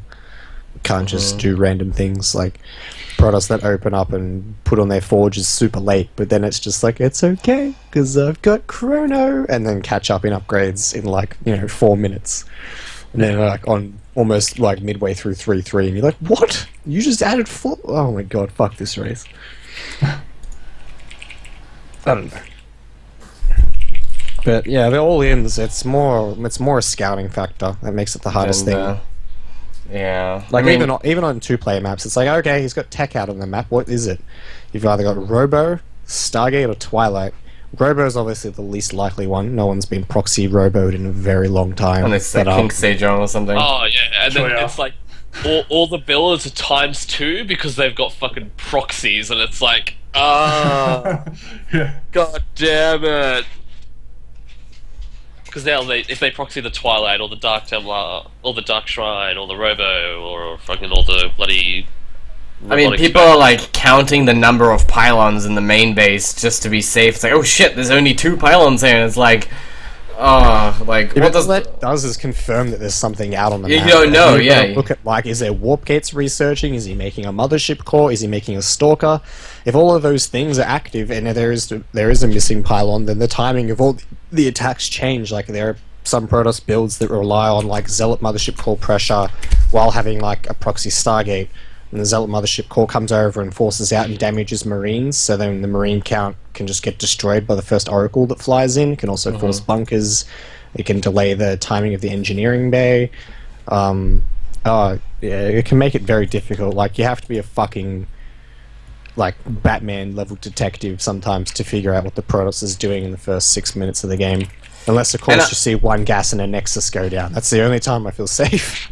I think Protoss is a weird spot on the ladder right now because as a Protoss, you can just kind of pick one all-in for each matchup and then just keep doing that shitty all-in every single fucking game until you get to whatever league you're happy with.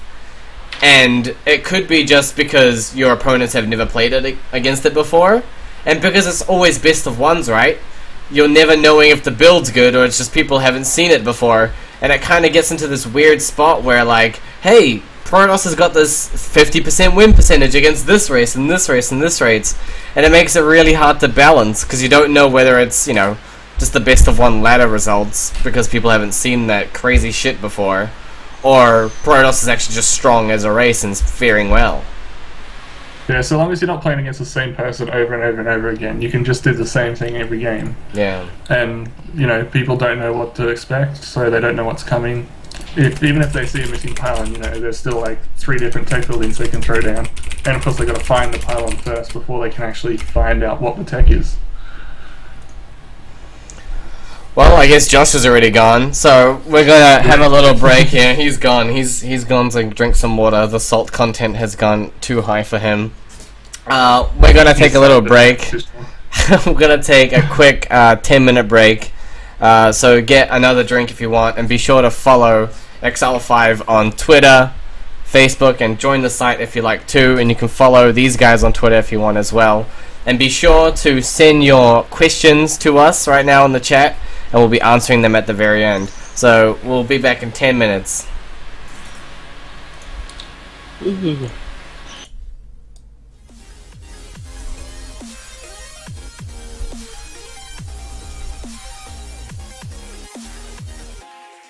are the nightmare, makes me scared to close my eyes. I fight the demons you left here. I cannot sleep tonight because I have to try to get you off my mind, but you won't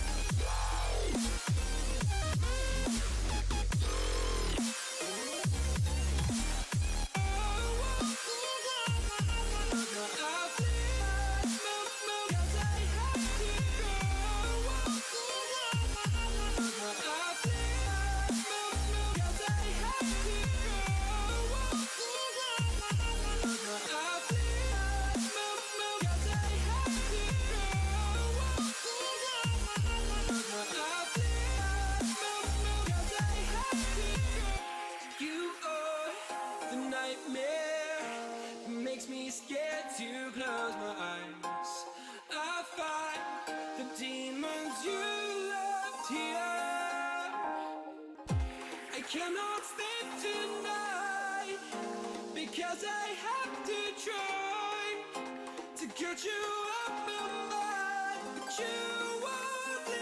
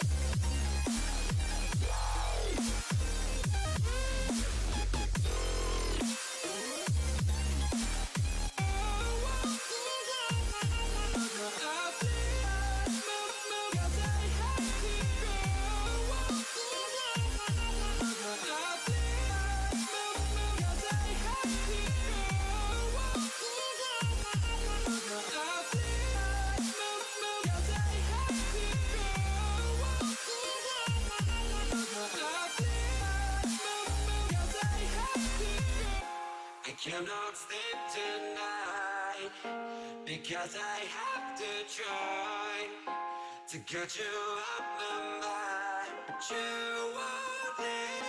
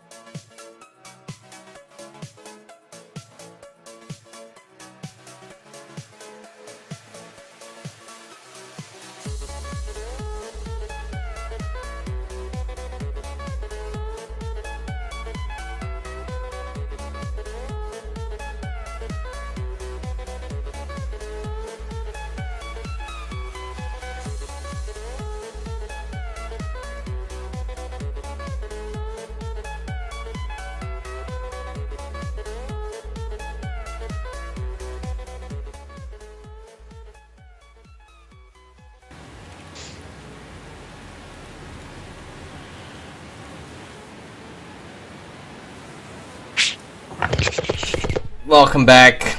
Nama's in the middle. We're moving him away from here. I like being Because in the middle. you've been in the middle. your little sandwich right there now, Nama. Oh. And we're Little back. Nama sandwich. We've pretty much talked about everything we can in Heart of the Swarm so far. The metagame is slowing down for sure.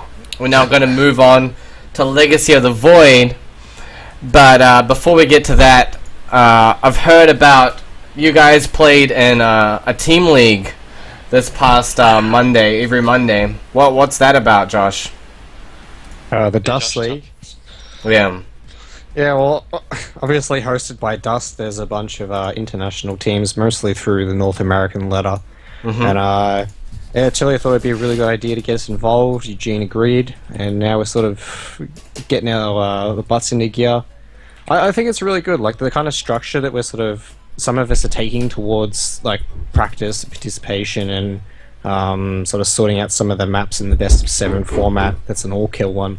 It just gives us a lot of exposure. More namely as well, there's a little bit of pressure for people to kind of compete at a standard level, which is really nice as well. And yeah, overall it's been pretty good. We won our first set. We recently ended up playing the Dust main team and got reverse all killed by their Korean Mummery. Is it Mummery?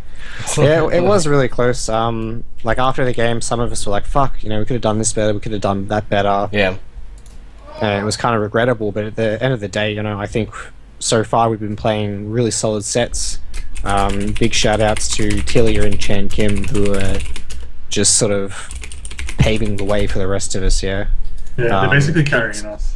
Carrying everyone Yeah. else. All the Pigs Academy in boys. Europe- Pigs in Europe are the main players, like King Kong and Pigeon. They are still studying pretty heavily and aren't really involved in any of the upcoming tournaments just yet, until they have a bit more free time. But yeah, it's really good. Practice with Chan and Tilia is really sort of helping my TVZ in certain areas I need to look at, but I just need to break it down into more specific areas. And I hope that some of the practice that I can give back to them is helping them refine some of their mechanics and theorycraft some situations in the game that we can all work out. But yeah, no, it's doing pretty well. It definitely sounds good, and that's every Monday, is it? Every second Monday or every week? Every Monday. Every 11 a.m. Monday at 11 a.m. our time. Yeah. Sorry to go over the top of Nama. Oh, the cutoffs, man. Come on, Josh. It's fucking rude, bro. Yeah, come on, man. so Fucking sorry. comes late and I mean, starts fucking Yeah, interrupting people. What the shit is wrong with this guy, Maybe, man? maybe if you were here on time, Josh, you would have got your turn, mate. Yeah. Taking up all the fucking time. Anyway, that concludes our Heart of the Swarm section of whining. Now, I actually didn't get to ask if you guys played much Legacy of the Void, so this will be interesting. Have you guys played much Legacy? No. I didn't play much. I was playing it. I was playing it a lot, and then Baldy was like, "Hey guys, ACL, yeah," and I was like, You're "Alright, I'm gonna switching play Heart of back. the Swarm again." Yeah, so I just started playing Heart of the Swarm again. I'm probably not gonna play it until after ACL, because I know that it does feel a lot funner to play over Heart of the Swarm. So it's like, if I do start playing it, I'll probably just keep playing that instead of Heart of the Swarm, which is what I need to play at the moment. But yeah, after ACL I'll probably be switching. Maybe, I don't know, because the macro mechanics thing's really freaking weird.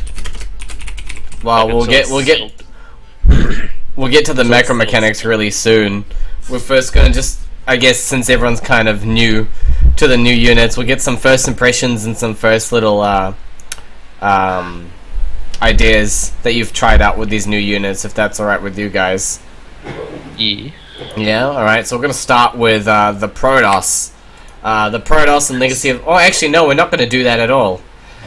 I'm not even following the document myself. We're actually gonna talk about the new mineral and gas count, the new economy changes, straight off the bat, for Legacy of the Void. So, if you haven't been paying attention, in the new expansion, Legacy of the Void, half of the minerals in each base are half of the total of what they used to be. So half of the minerals are 1,500 and the other half are 750.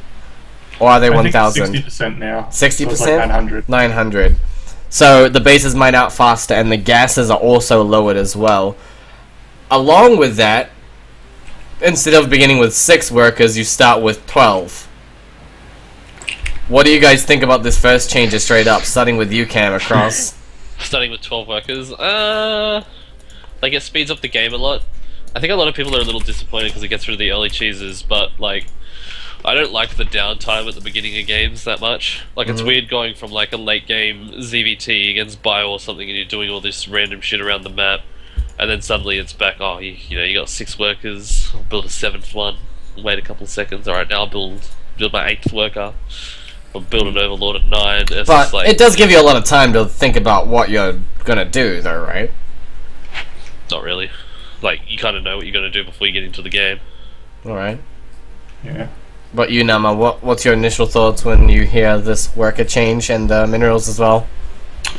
I mean, I like the worker change. I'm still undecided about the mineral change. I feel like you know how that double harvest thing came out on Team Liquid? Yeah. I feel like Blizzard haven't really given that a fair go, like, as a test sort of thing. Like, they're not putting it in the beta, so the community just doesn't really get a chance to try it out. And we're basically just going off, well, this person says this person says this. And internal testing that, and internal Yeah. testing, yeah, right. So you think there should be a bit more experiment around it, rather than just... Well, I mean, that's what beta's for, right? Try out new things. Like, they're trying out removing macro changes and stuff, so why not just throw double harvesting in, even if it's only for like a month or something. Just let the community try out the new Or suggestions. even have like a balanced test mod, even. Like, just put it out there, or just highlight that someone's made it, maybe like a community one, I don't know. Have Well, something. I don't know how many people play those balanced test maps. What about you, Yeah. Josh? What's your initial starting with 12 SCVs instead of 6? Like, initially I thought it was really weird. I didn't know whether or not they'd figured out how to balance out the game. And it was more thinking about how like chrono energy and like inject or lava timing creation was going to affect how workers were created at that level of the game, but I don't think it was like 12 workers isn't at the point where it's breaking that. Now with the new macro mechanic changes, I don't know, like I liked getting into a game and being able to like sort of try and calm myself down and think of like my game plan throughout the game rather than just going, oh fuck, I'm just building units. You know, I'm like from the get-go, it's like, oh, depot straight away from the beginning of the game. And then, like, it feels nice for new people to come in. It kind of, like, removes that downtime. But it speeds us up to a point where I feel like there's too much that's happening. And then their patchwork fix for that is like, oh, we'll just remove some of the core mechanic, like, things that we've had through these Wings of Liberty and Heart of the Swarm. That's our way of balancing it out because players are getting overwhelmed with the amount of things that need to happen. So, my original consensus was I didn't like it. I haven't played a lot of it, so that also sort of feeds back into it where I feel like I'm still sitting on the fence. I don't know whether it's good or whether it's bad. Yeah. I don't even know what data you would need to prove either case. But like just from experience and just from, I guess, the background from Wings of Liberty and Heart of the Swarm, it just feels so surreal and so different that I don't like that change. I feel like the progression of the beta or the next expansion was just to kind of add in new elements to the game, not necessarily dramatically change the way that the game was fundamentally played. One thing I will say about the changes is they have actually achieved the goal that they wanted, which is to speed all that stuff up and make people expand more. And it has achieved the goal, but I don't know if it's the right method, really. Yeah, I like... Cam just muted himself. Whoa, that was weird. What? Yeah. Hello? Like Oh, missed you were half saying seconds. you were saying you like and then you cut off. Oh. I Okay, thought that was me. That was really fucking scary. Okay. But, like, I never liked the downtime in games. Like, even in, like, games like League and Dota, where it's, like, you know, you're kind of waiting for the game to happen, and then you're just slowly killing creeps, and then, like... And then it's the same in Starcraft, where you're just, like, building one worker after the other. I like it. It's a lot more fast-paced. It's a lot easier to get more games in, and you get back into the action quicker. Yeah, Okay. Dota's a bit different, I suppose. Like, you can have action throughout the whole game, but yeah, it varies from game to game. I suppose a bit like Starcraft II in that respect. Like, you know, some games you proxy gate, and some games you Nexus first. Like, Yeah. It does take away from that a bit. I'll agree with that. So, for me, if you guys give a shit about what I'm gonna say, the biggest thing that the increased worker count did for me in terms of, you know, cutting down the downtime is I think it also gave Zerg a really kind of big advantage before the macro changes, especially with the old inject with the 4 larva. It was really easy to just take 3 bases and drone up to 60 before protoss could even get 2 bases fully saturated. And that felt more of like the lava mechanic, abusing the fact that you got so many minerals from the start of the game and then just the larva keeps building on itself. Because if a Nexus starts a probe, right, it just builds that one probe. But if you have the money, you can build 2 drones at a time if the larva's there. So Zerg got a huge advantage, at least with the starting workers. And it kind of cuts out a lot of the proxy 2-Rex stuff that I don't think we'll ever see a proxy 2-Rex again, to be perfectly honest with you. I'm pretty sure we've got like proxy 4x and proxy 4gate now. I'm pretty sure that's the dude. Actually, proxy 4-Gate is a thing. I did it on the beta the other day. It was really dirty. giving me ideas, guys. Dude, you're making... Yeah, what is it? It's because of the pylon change, yeah? Like, there are offensive Oh my and god, the defensive 20... pylons. The 2... anyway, let's... 20-second warp-in versus the 2-second warp-in. 6 second versus 2, yeah. Because the original is 8 seconds, right? 8 seconds to warp in. It's 5 in HOTS, and they changed it to 8 in Legacy of the Void. And now it's 2 in 2. 16. Like, oh Depending my on that. Christ. Alright, 16 seems like forever, man. Like You'll never warp in again on that spot. The only thing is now you just spread out your gateways more, so you can always warp in defensively. And if you're going to go offensively, you bring a warp prism, right? That's the only real... Yeah, because the warp prism acts like an offensive pylon. Yeah. I think they changed it so it also works if there's a nexus in the pile. Yeah, field it's as a well. Nexus as well. Like, alright, we'll get to that soon. Let's go through the new units first, alright? So, the first unit, we're going to start with Protoss here, is we have the Adept. Have you all encountered, at least looked at the stats of this Adept? It's pretty. Yeah, good. it's a pretty good unit. Apparently, it's pretty overpowered. I think that's the general gist of it, isn't it? So, yeah, the biggest thing with this is it has a slow rate of fire. Adept all-ins are fucking impossible to stop. They two-shot any worker, and they also have a phase ability, which if you press it, they get to just move away from their body for about 10 seconds and then teleport to wherever that body was.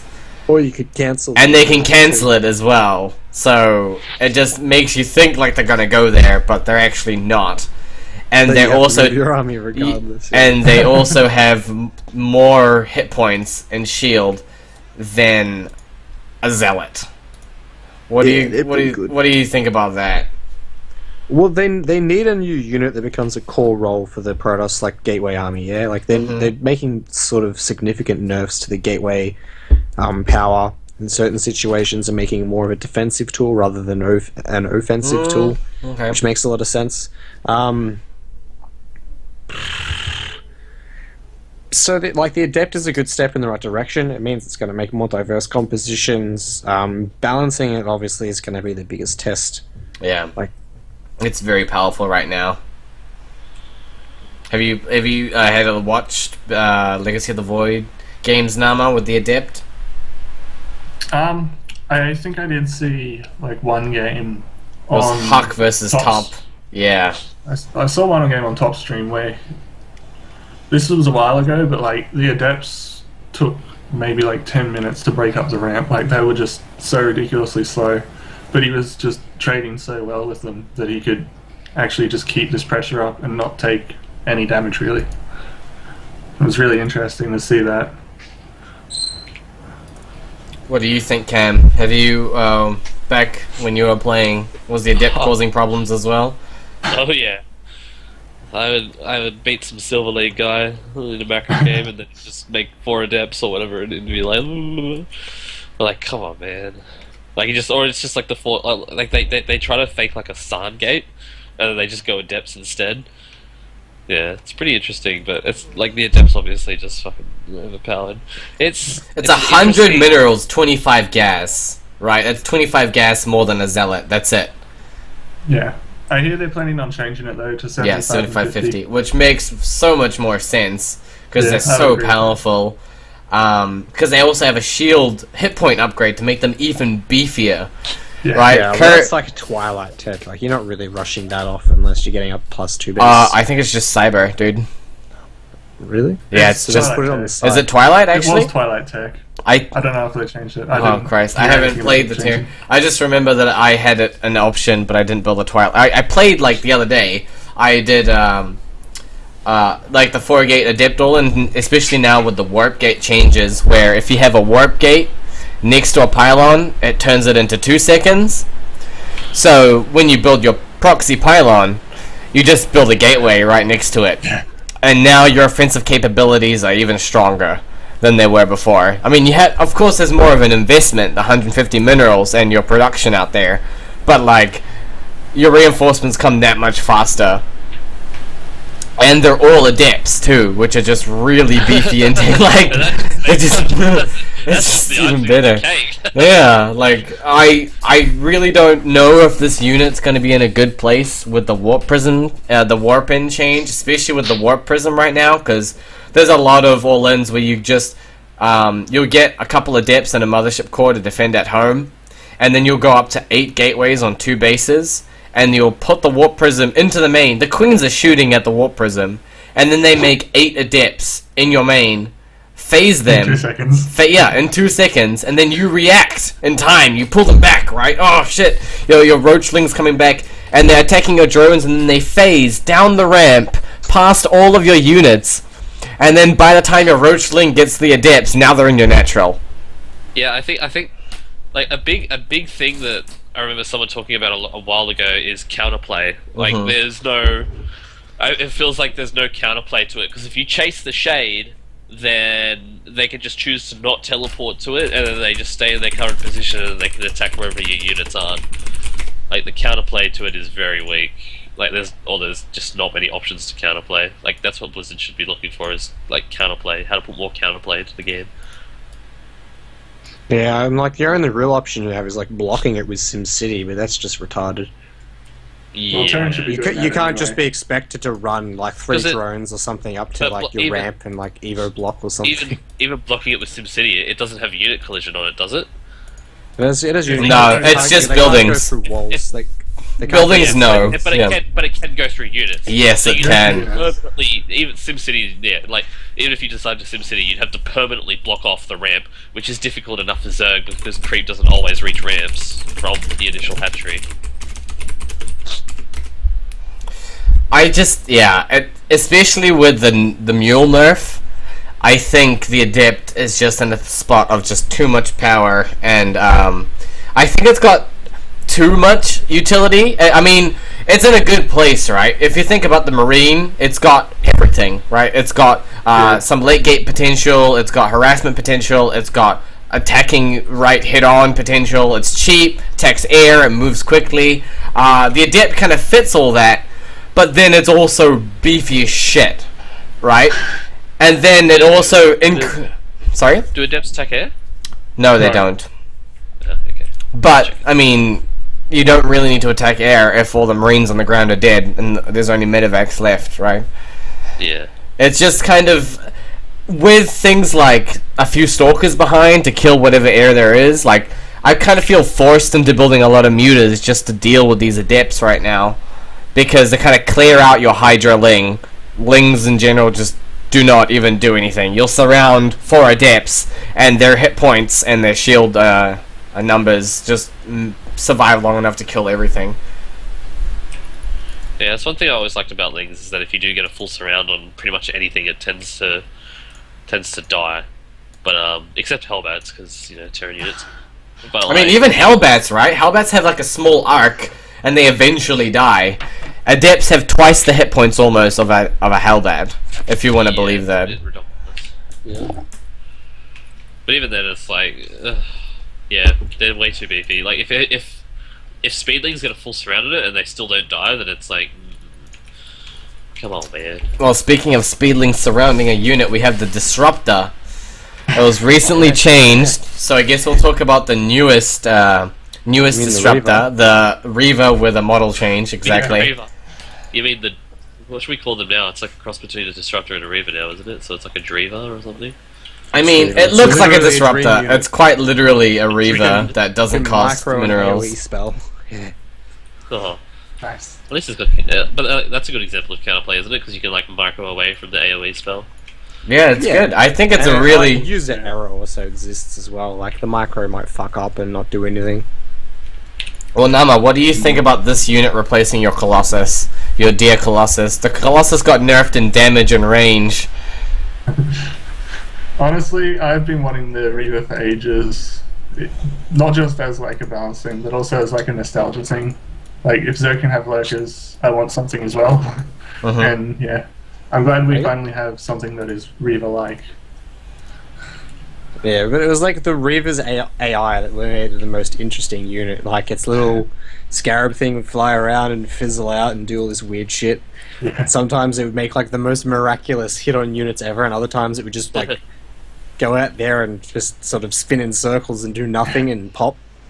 In a way, though, like the micro factor for the projectiles now is sort of trying to make up for that. Like, it comes down to Yeah, user error. because as it stands now, right, what it is it fires it and then it's immobile, so it can't move, but it still takes damage now. Because what it used to be is it used to be invulnerable and it'd just run in and then poof, and then it's still Yeah, invulnerable and it'll run around. Mobile? That seems weird. Why would Well, it be when immobile? when the scarab thing is shot, it's immobile until it explodes. Yeah, that seems really weird. It's more so position is very important with the Disruptor. So Yeah. like if you get surrounded and you want to kite with these things. I don't know. I can't think of a situation where it's that terrible. If you can, why do you think that's a bad idea? Well, let's I don't be know, honest. well, Every Protoss army that moves out is going to have a warp prism, and it's just going to pick it up from the other side of definitely. the map anyway. Especially now that warping is 2 seconds and pylons are 16, like you're always going to have a warp prism. Yeah. Always. And you're going to have like that intense like lift and drop range. It's like, oh, it's in danger. Zoop. I think Yeah, warp while prisms, it's yeah, okay. firing the projectile, though, it can't actually be picked up the warp prisms. Oh, well, if it picked it up, it would probably cancel the projectile, or the projectile would just fizzle out wherever it was. But yeah, I could see some cool scenarios coming from it. But it's an experience thing. I've just got to see more of it. I haven't actually played with the new changes since the most recent patch, so I don't know how it works. Yeah. If it can be microed away while you can controlling the projectile, maybe. So what happens is you fire it, and then I don't know. It just stays immobile. I don't know if you can actually control the scarab itself. I think it just goes to where you've clicked, and then it You can explodes. control the scarab. You can? Yeah, I'm Yeah. pretty sure you can control the scarab. Oh, okay then. If it just went straight to the unit, it'd just like hit every time. Yeah. So this is like Blizzard's way of trying to replicate the terrible Reaver AI. So you can control it yourself. Well, Yeah, what do you so you think? can Like, control it yourself what do you think yourself. about counterplaying these projectiles as a Terran and just anyone dealing with them? Do you think that is it's a good way forward instead of dealing with things like Colossi? It makes the game a little bit more interesting. Yeah. It's more Yeah, micro I intensive think on purposes then. splitting against them looks fun. Yeah, it'd Yeah, probably yeah, be like yeah, splitting but against like- banelings, right? Yeah. Yeah, It's sort true. of like the same concept, isn't it? It's just like this little thing that runs in.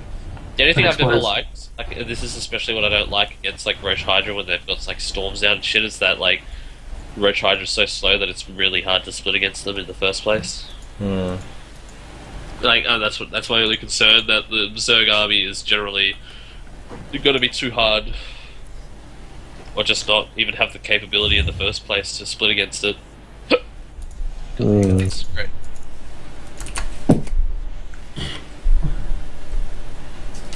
Well, I guess we'll move on from these Protoss Yep. units. I definitely have a good vibe from the new Disruptor here now.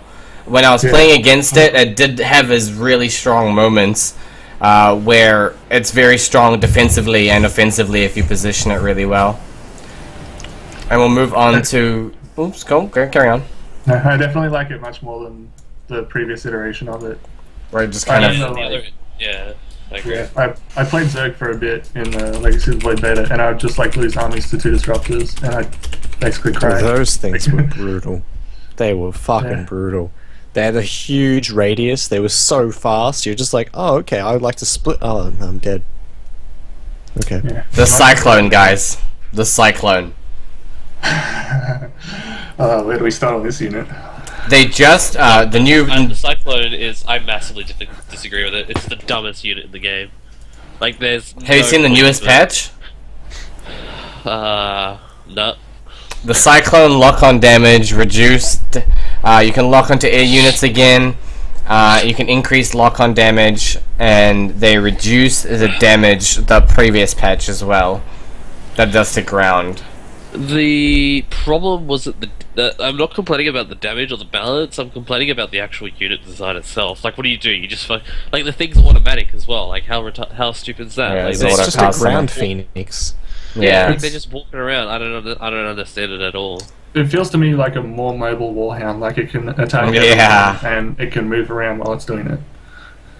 I just wish they'd bring back the Goliath. Like, fuck all this other weird ground unit shit. Just give us back the Goliath. Have one Broodor unit each and just bring it forward. Yeah. Like, Yeah. The latest Starcraft II expansion brings back friggin' old units. I mean, they totally fit, right? It makes sense. It just kind of Yeah. feels like a Goliath that is trying to be so different from a Goliath that it just does the exact same job. I don't get it. I mean, Yeah, the except guy, it, like, just does bonus to everything that's armored. It's not like it has bonus to armored that are air units. It has been a bonus to damage against light units. Like that's what the Goliath was like, basically. Yeah, like it was really good against Marines and like really shitty Zerglings and things like that. Yeah. And it was like suitable dealing with like really crazy late game switches if you were to go like ground mech based.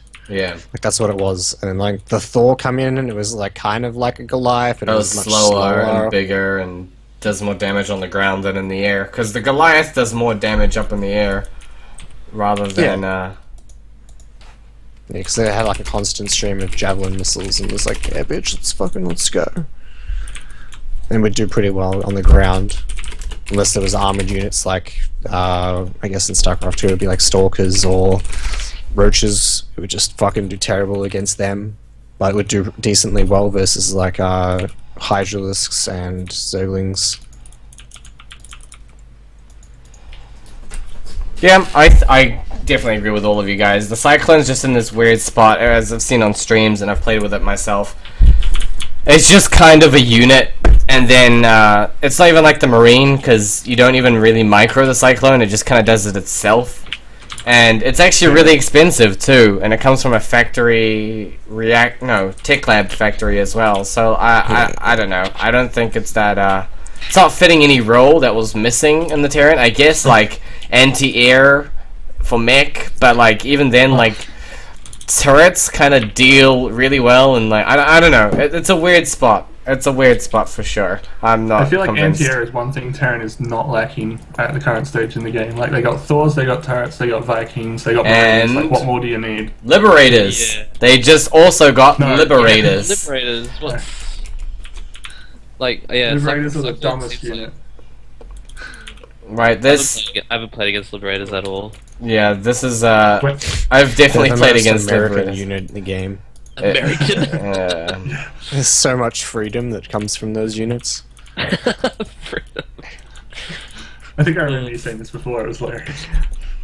Yeah, it literally says, like, one of its things is like, freedom something something, spreading I mean, it freedom is and shit. Liberator, right? The Liberator. Yeah. Like fucking. Yeah, liberating has got a lot to do with freedom. So yeah, they intertwine. Have you guys? So, Josh, have you played around with the Liberator?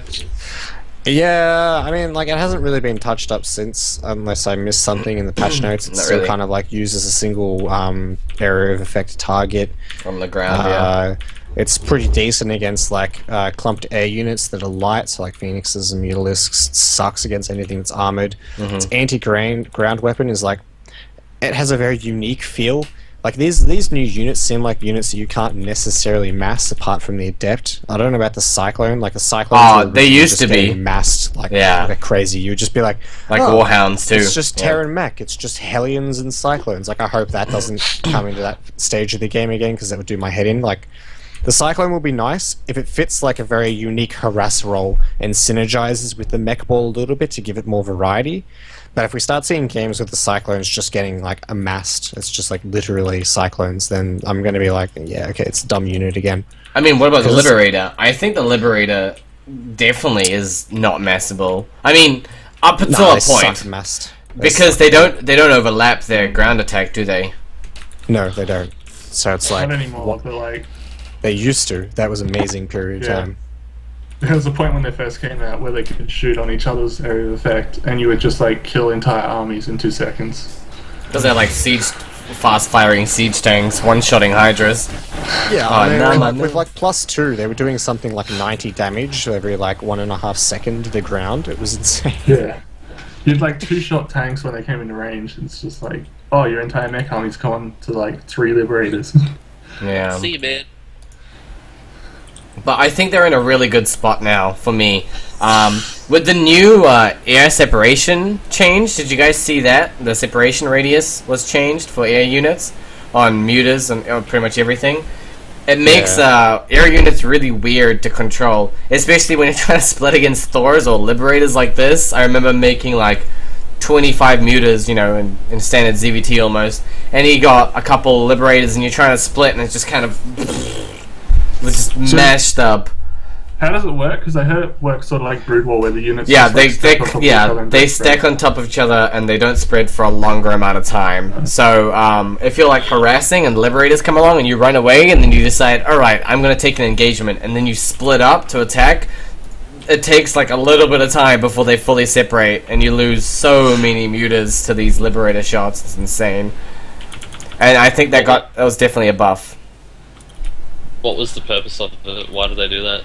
It's so you can't mass air units as well. So things like the Liberator. So they're basically just trying to nerf general mass air. Yeah, mass air. Yeah, exactly. With parasitic bomb as well coming in is yeah, very. I think it was it's a needed change in some instances, but like it makes Liberator a bit stronger against mutas, which we'll see if that really affects the matchup too much. The change doesn't really make sense to me, to be honest. Like, AoE against air is in such a good spot already, with like Thor Splash and Liberator Splash and the new Viper ability, but just compounding that and like forcing people into these ground compositions. Yeah. Not a fan. I mean, Blizzard seems to have this thing where they just nerf. I think it's like a tuning thing where they just purposely nerf everything into the ground.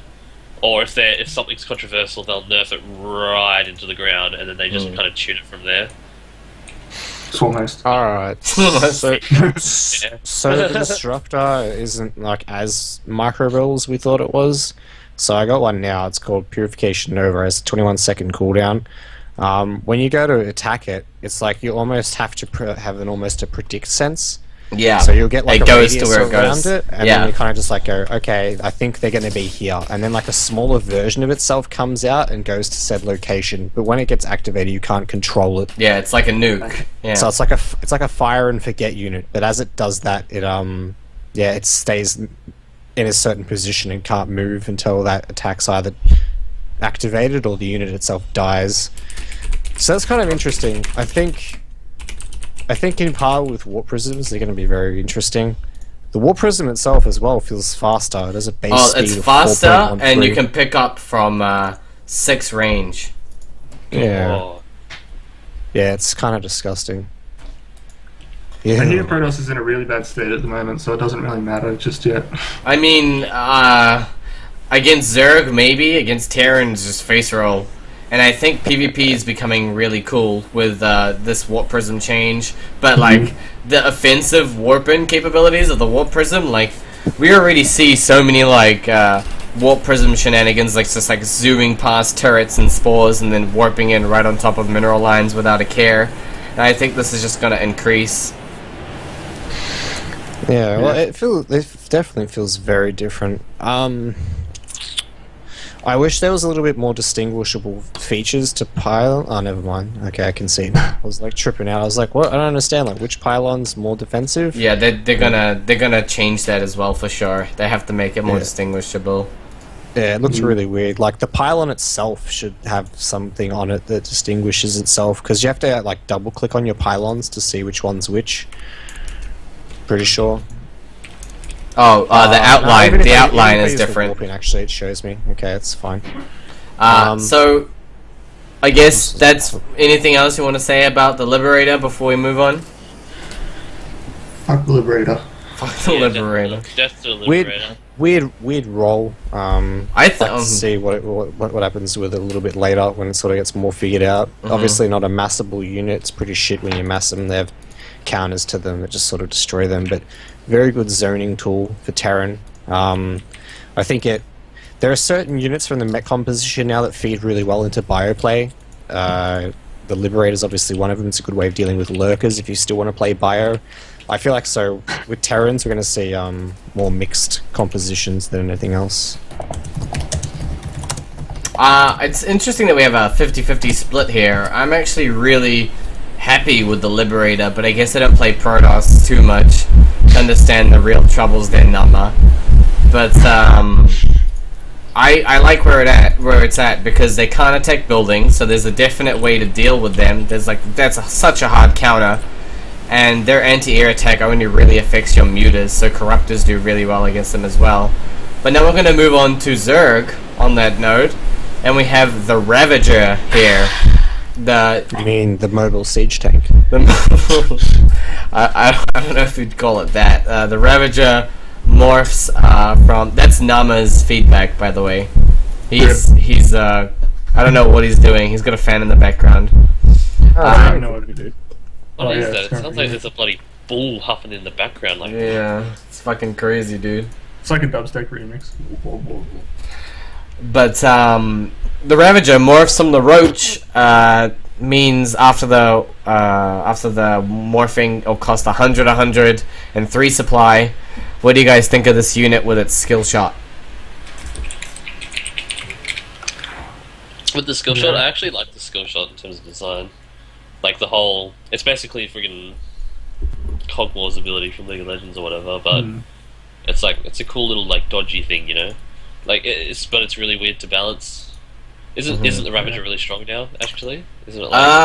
I mean, it still has its place with like 25 drone Ravager rushes, but apart from that, I haven't seen it too much apart from ZVZ. Sorry, now I might cut you off. I've just like not been a fan of the Ravager since day one. Like I don't feel like the projectile should do any damage. Like I'm okay with it breaking force fields and stuff, or maybe even doing like building only damage. But when you're just like flinging these things up, and it's like I can go here and lose my army, or I can run away and do nothing. So like force fields And it's like, and well, storm. Oh shit! I just oh my god! I just Take that. well, they have Eat force fields shit. now, so it's like, you know, I mean, you can. Protoss with reverse rolls. You totally can, right? So if you force out the force fields, right? I have to build Ravagers, right? So I have to commit 75 gas per force field to crush it. That's a lot of money, right? Especially for that mid game, right? You're already starved for gas building Hydras. I don't know if it's that black and white, to be honest. Like you can the thing is that you can shoot over the force fields with the Ravager ability as well. So that's pretty. If they stuck in a ball and they force field around themselves, you just kill Like everything in it. if they push into a concave that you have and they're sitting in the middle there of the force Yeah. fields and you just like Ravager shot the hell out of the middle, then you know they lose all their sentries and you laugh and you'd be like, haha, revenge. It's a really good feeling. Yeah. Interesting. They nerfed the Ravager a little bit ago, not in terms of the ability, but in terms of the. Sorry, Nama, your computer thing is getting really loud. really? Holy shit. Can hear you like? Do you know where your camera is on your laptop? It's right there. Can you like tap it? Ah, beautiful. I can't even hear it. Can you hear it, Josh? No, I can't hear anything at the moment. Well, I don't know maybe who it it's- is. Maybe it's just you. Okay. For what, So though? I kind of fucked up with the disruptor. If I can just interrupt for a quick second, you can actually micro the little orb thing, and disruptors do self damage to other if you have one, it'll do damage to your own units, except other disruptors. So like it'll blow up your own probes, it'll blow up your own gateway units, stalkers, yada yada. But if you actually use a disruptor against a disruptor, it does nothing. Well, that's weird. Did the Reaver do damage to probes? I've never seen. I can't remember. Yeah, well, it did AoE effect, so if it popped, it killed anything in its radius. So it also killed probes. Yeah. Okay. It can kill I could- probes as well in this. It's just like it can't. It's- Like you can't use a disruptor against a disruptor unless it's an enemy one. Like Right. they're not going to overlap and hurt each other, but they'll blow up your own gateway units. Right, I see. Alright. So, as I was saying about the Ravager, it got nerfed recently because the Ravager used to be an upgraded Roach, right? So it just did more damage and it also had more hit points, and they got rid of that and they just made it a weaker Roach with this ability. Do you guys think that it should always be an upgrade from a Roach? Or do you think balancing it around its ability, making the ability stronger and more situational is the way to go? No, I it should think be I an like upgrade this from the change. Oh, sorry, we'll go with Nama first for now. Yeah. I feel like one of the biggest issues with the initial Ravager was that it was so strong in a straight up fight and it had that amazing ability. And now it's sort of become more like a sentry where it's not so great in a straight up fight, but it has this really strong ability that can make the rest of your army really powerful. And I like that change. What are you saying, Josh? I think it should be an upgrade from a Roach, but I think there's another way of going about it. Like maybe it requires a certain structure before it can do it. So like a Lurker kind of deal. Yeah, or maybe you need like lair tech and then to research it from the Roach one.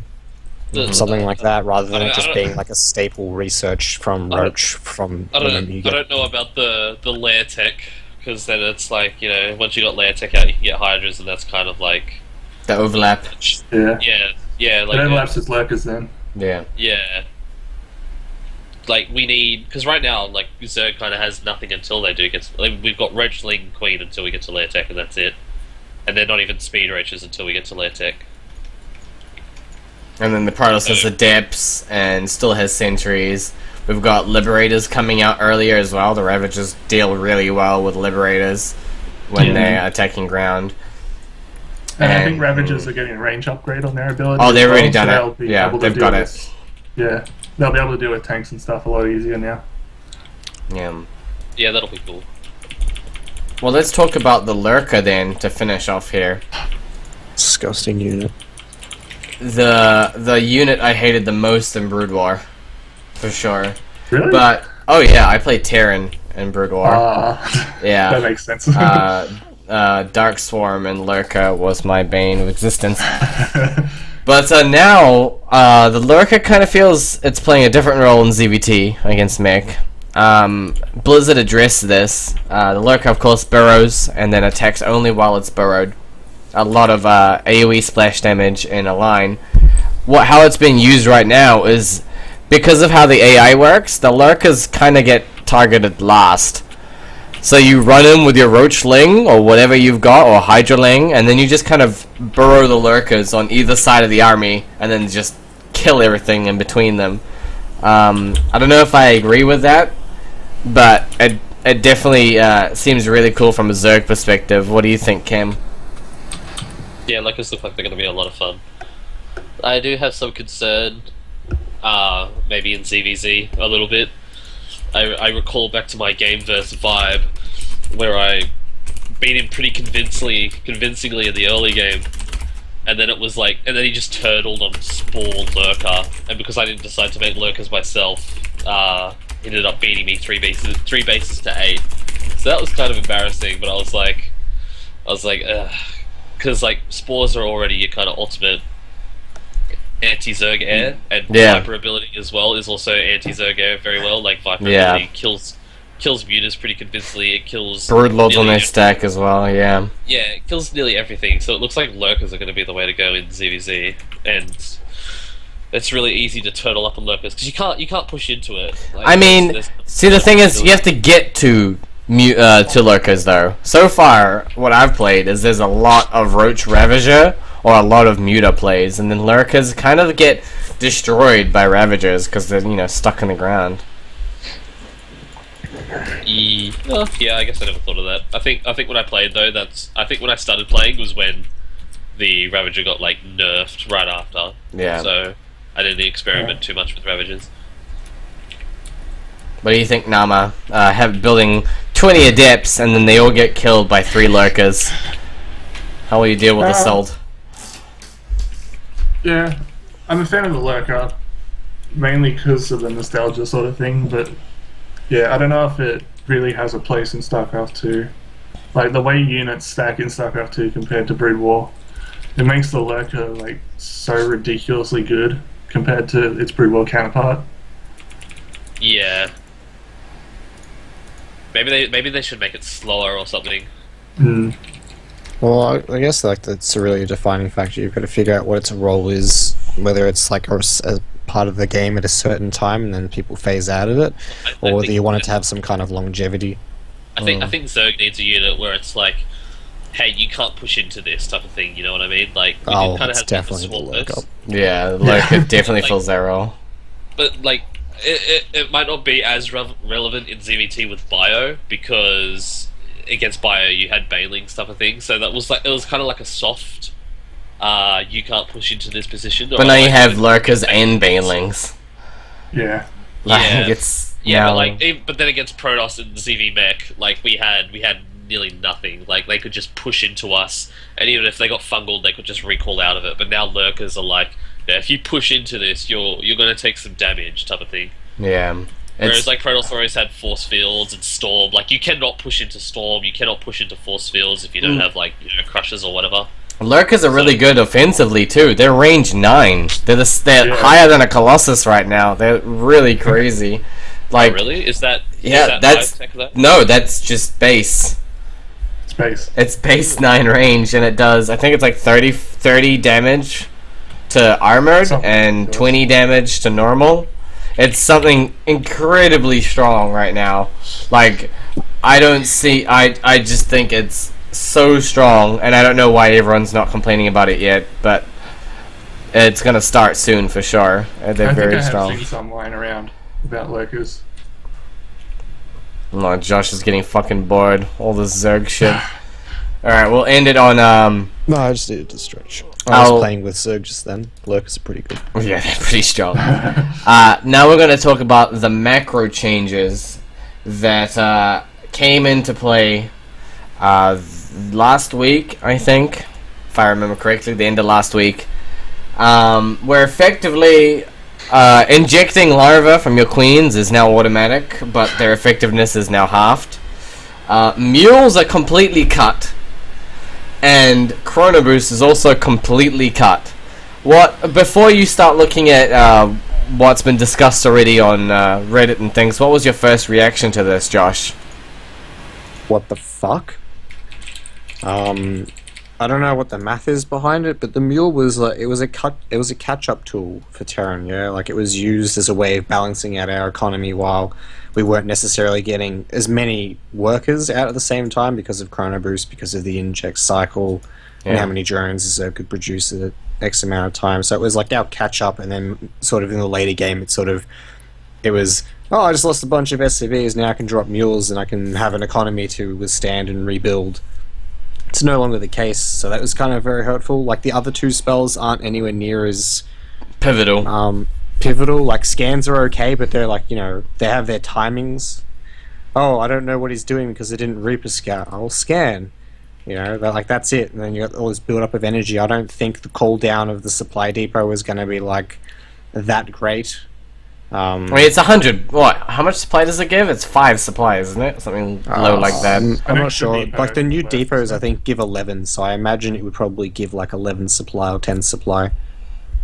Which sounds kind of cool, but you're only, like, you're trading out 50 energy for, like, 100 minerals, and then it's, like, the drawback to that is if they destroy the depot, your double is supply blocked.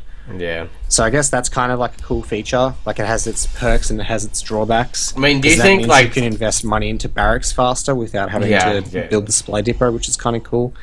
But yeah, I'm not sure whether if the math equals out that Terran being kind of slower in producing workers, if that's why they half the injects, or whether it's like does the mule not make it up, or the build time that the SCVs are running around building buildings, that's also cutting into our mining time. Yeah. I'm wondering if that math has been worked out, and if so, then I guess like it's a good step. It's interesting.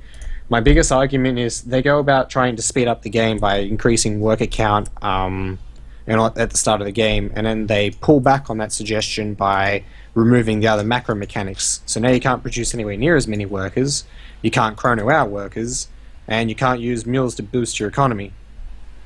So it's like we're kind of where we were, but we're just a little bit under from the other pages. It's like we're going to speed it up, now we're going to pull it back a little bit. I kind of feel like it's a bigger change for Terran as well, losing the mule, right? That's 4 SCVs average less mining the entire time, whereas Zerg is still just going to be droning, right, the entire time. Maybe to a less efficiency for like after 6 minutes when the queens come out and start injecting, but like still the early game you're going to be mining way less. Yeah, it's going to impact the game massively. Like, the economy changes, the build times of things are going to have to shift. The game essentially is in complete disarray because it does not feel like Harder Swarm at all. It's a completely different game. There are so many fundamental changes that have shifted. Everyone's mindset about how they're going to play and utilize the races need to completely shift. There was a thing in Control posted recently about like how he used to play Protoss in Heart of the Swarm, and how that mentality, like that warp in, I can just warp in, la la, it's going to be fine, and then like you're watching it warp in for 16 seconds, and during that 16 seconds it's got like the plus 50% to take damage. Yeah. So a drop or like lings or whatever that just destroy the units.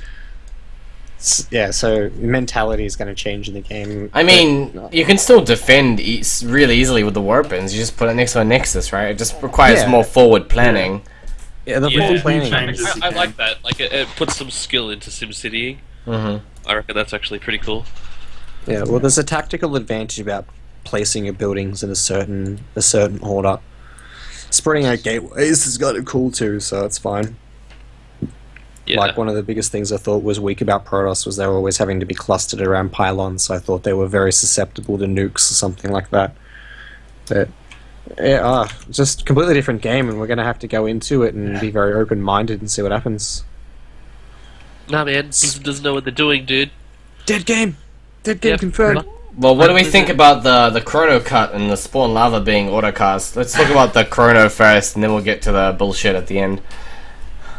Well, with... Yeah, so with the first a thing I lot. thought of when they cut chrono is like every single timing is going to be completely messed up. And Blizzard released a post very shortly after saying we are going to have to change some of the build times to accommodate for this because Protoss just cannot do, like, they cannot hold some of the things that they previously could hold. Yeah, because And of chrono. Protoss were in an even worse spot than they already were. You don't know what you got. But then there's a lot of Yeah, timings that that's- just destroy Zerg and Terran if they don't see it in time as well. It feels like a lot of these macro mechanics just make things even more punishing than they were. So now the game's faster, and now if you take damage from harassment, you even more in the shit, right? You can't chrono boost your probes. You don't have 12 idle lava the moment your injects all finish, and you don't have the mules to cool down instead of scanning or risking a scan or supply drop. It's just kind of... It puts it in a weird position where harassment just becomes really strong in an already fast-paced game, and you're expanding a lot, and it's going to lead to a lot of salt in the future. Yeah, I remember Yeah. Blizzard saying that this change had actually pushed harassment in a direction where it was actually like something It's that you core actually have to deal gameplay with. now. It's core gameplay. There's no... Yeah, From the get-go, people are going to be trying to harass each other because worker deaths mean more now than they ever did. yeah. You It's can't not like, reclaim... Like, you know, in HOTS where you just like drop the Terran and you kill like 30 SUVs and it's just like, okay, mules, and they have like a better economy than you still. It's like, I know, like killing SCVs in HOTS just feels like the biggest waste of time. I mean, it is and it isn't, right? Because you kill workers in Heart of the Swarm and they drop mules and they can't scan and clear creep, so creep advances, which is another endgame condition for Zerg. So that's kind of a benefiting fact. But I guess like now in Legacy of the Void, that doesn't exist. It's like you'll either completely destroy the Terran because you kill these SCVs and there's no coming back from that because they take 17 seconds to build and there's nothing to speed that process up. But now he can infinitely scan and counter push Yeah. and clear creep. So if you expect throw creep away spread. too much... Yeah, well, creep spread in Legacy of the Void is going to look completely different to creep spread in Heart of the Swarm, isn't it? Because we're going to have access to scans a lot more. yeah. That being And it's said, I gonna guess be- there are a lot more core units that don't rely on creep spread as much in Legacy of the Void. Like Yeah, that's true. Zerg's attacking a lot more to hide to lair tech and using things like lurkers, hydras, and then Vipers as transitioning well. out of that. Yeah, like Vipers. So they're not as reliant on Ling Bane Muta as much as they were in Heart of the Swarm. So that's kind of a cool change. That also being said, Bio is not necessarily the strongest composition from Terran either. So expect to see a lot more mech or mech Because of the styles. So I've heard Bio Liberator is actually like the dominant. I mean, it used to be. It was before the mule cut. It was really Before the strong. mule cut. Now the mule cut kind of makes you can't really get the Hellbats out at the same time as building your production and getting double Liberator as well. It makes it really tight and almost all in, right? You just can't. You can build ACVs and those two things. Yeah, that was definitely part of what made Bio such a good composition. Is you could drop those mules and pump out those extra units with the extra resources you were getting. And now that you can't do that, the Bio player just can't produce enough to keep up with the other races. Yeah. production things are going to be very different too. Yeah, like we could afford to produce off of like five barracks, one factory, one starport because of the aid of the mule. Yeah. That's no longer going to be the case. So all that's going to be tweaked again. Figure out what the perfect balance is. Probably just maybe like one barracks cheaper, maybe two barracks cheaper. Maybe you just won't be able to afford to produce 200 minerals worth of marines out of 2 reacted barracks. All timings are going to change based on that as well for all races. Protoss timing attacks are going to be dramatically different, or without upgrades, making them possibly more all-in. I don't know. It's going to be really hard Such to a different adjust. game. Yeah. Such a different game. Once people work out the numbers, like maybe adding an extra gateway to make up for chrono or whatever, it'll probably get to a stage where people can actually work out these solid builds. But until people work out the numbers, it's pretty rough. Maybe we might More see races. gateways without warp gate, just rallying units across the map. No, group. there's no way. There's no way. It's would too do that. warp gate's too good. Like the time you save on the like, even if they reduce the cooldowns or increase the cooldowns of warp gate for all the units, the time it takes for the units to actually walk across the map is saved by the fact that they warped right into the battle, or like even just closer, right, with a forward pylon anywhere. I don't think gateways will ever be ever better than warp gates, and I think Blizzard kind of knows that, and that's why they're not cutting it. Like, they'd have to remove it completely, because it's always going to be the dominant way to play with the warp 50-50 gates. investment. Exactly, yeah. The last thing now that we're going to talk about before we head off today is spawning lava is now auto-cast, but it's 50% efficiency. The way this works is if the queen is hugging the hatchery, and you've already injected it once, it just keeps injecting. How fucked up is this right now? Or you can push Alt-V, and then it turns the auto-cast off, and it can go off and do whatever it wants. Or you can untick it in the menus, so when your queens first spawn, they won't automatically inject until you push like Alt-V or something when it's next to a hatchery. But overall, I think it just makes the game much more user-friendly at the start. So players can now focus on spreading creep and other essential things to make them be from plat level to beating master players, quote-unquote Reddit post. I don't like that they're sort of half-assing it, sort of thing. Like, It's- they're just like, we're gonna weaken the mechanic, not completely remove it like we did with the other two races. And I feel like if they just like removed it and maybe increased the lava generation or something, that would be like a better change comparatively. We're one step closer to a Warcraft 3 enactment, where literally all your units will become heroes, and the rest of the game will become fucking That's what I was automated. saying. Like, Yeah. I think the real way to save StarCraft is if we let spellcasters buy items from like the hatchery and command center and stuff. Yep. And like We war need to production have like a is separate really- building that's a shop, and we need to Yeah. have like hero abilities that we can level up. Yeah, and then like we get like the unlocked different spell powers and stuff like that. That'd be pretty, I think that sounds like a really cool game. That's definitely the direction. Maybe Apparently unit people rank do might that. actually mean something by that point, you know? Like, I could have a Widow Mine that's a commander, and it does, like, extra 50 damage versus armored units every shot it does or some shit. That'd be Yeah. kind of cool. Yeah, like Nah, those like- executive disruptors that just like blow up buildings in one shot. Guys, I think I found the future of StarCraft. Okay, we're gonna make Yeah.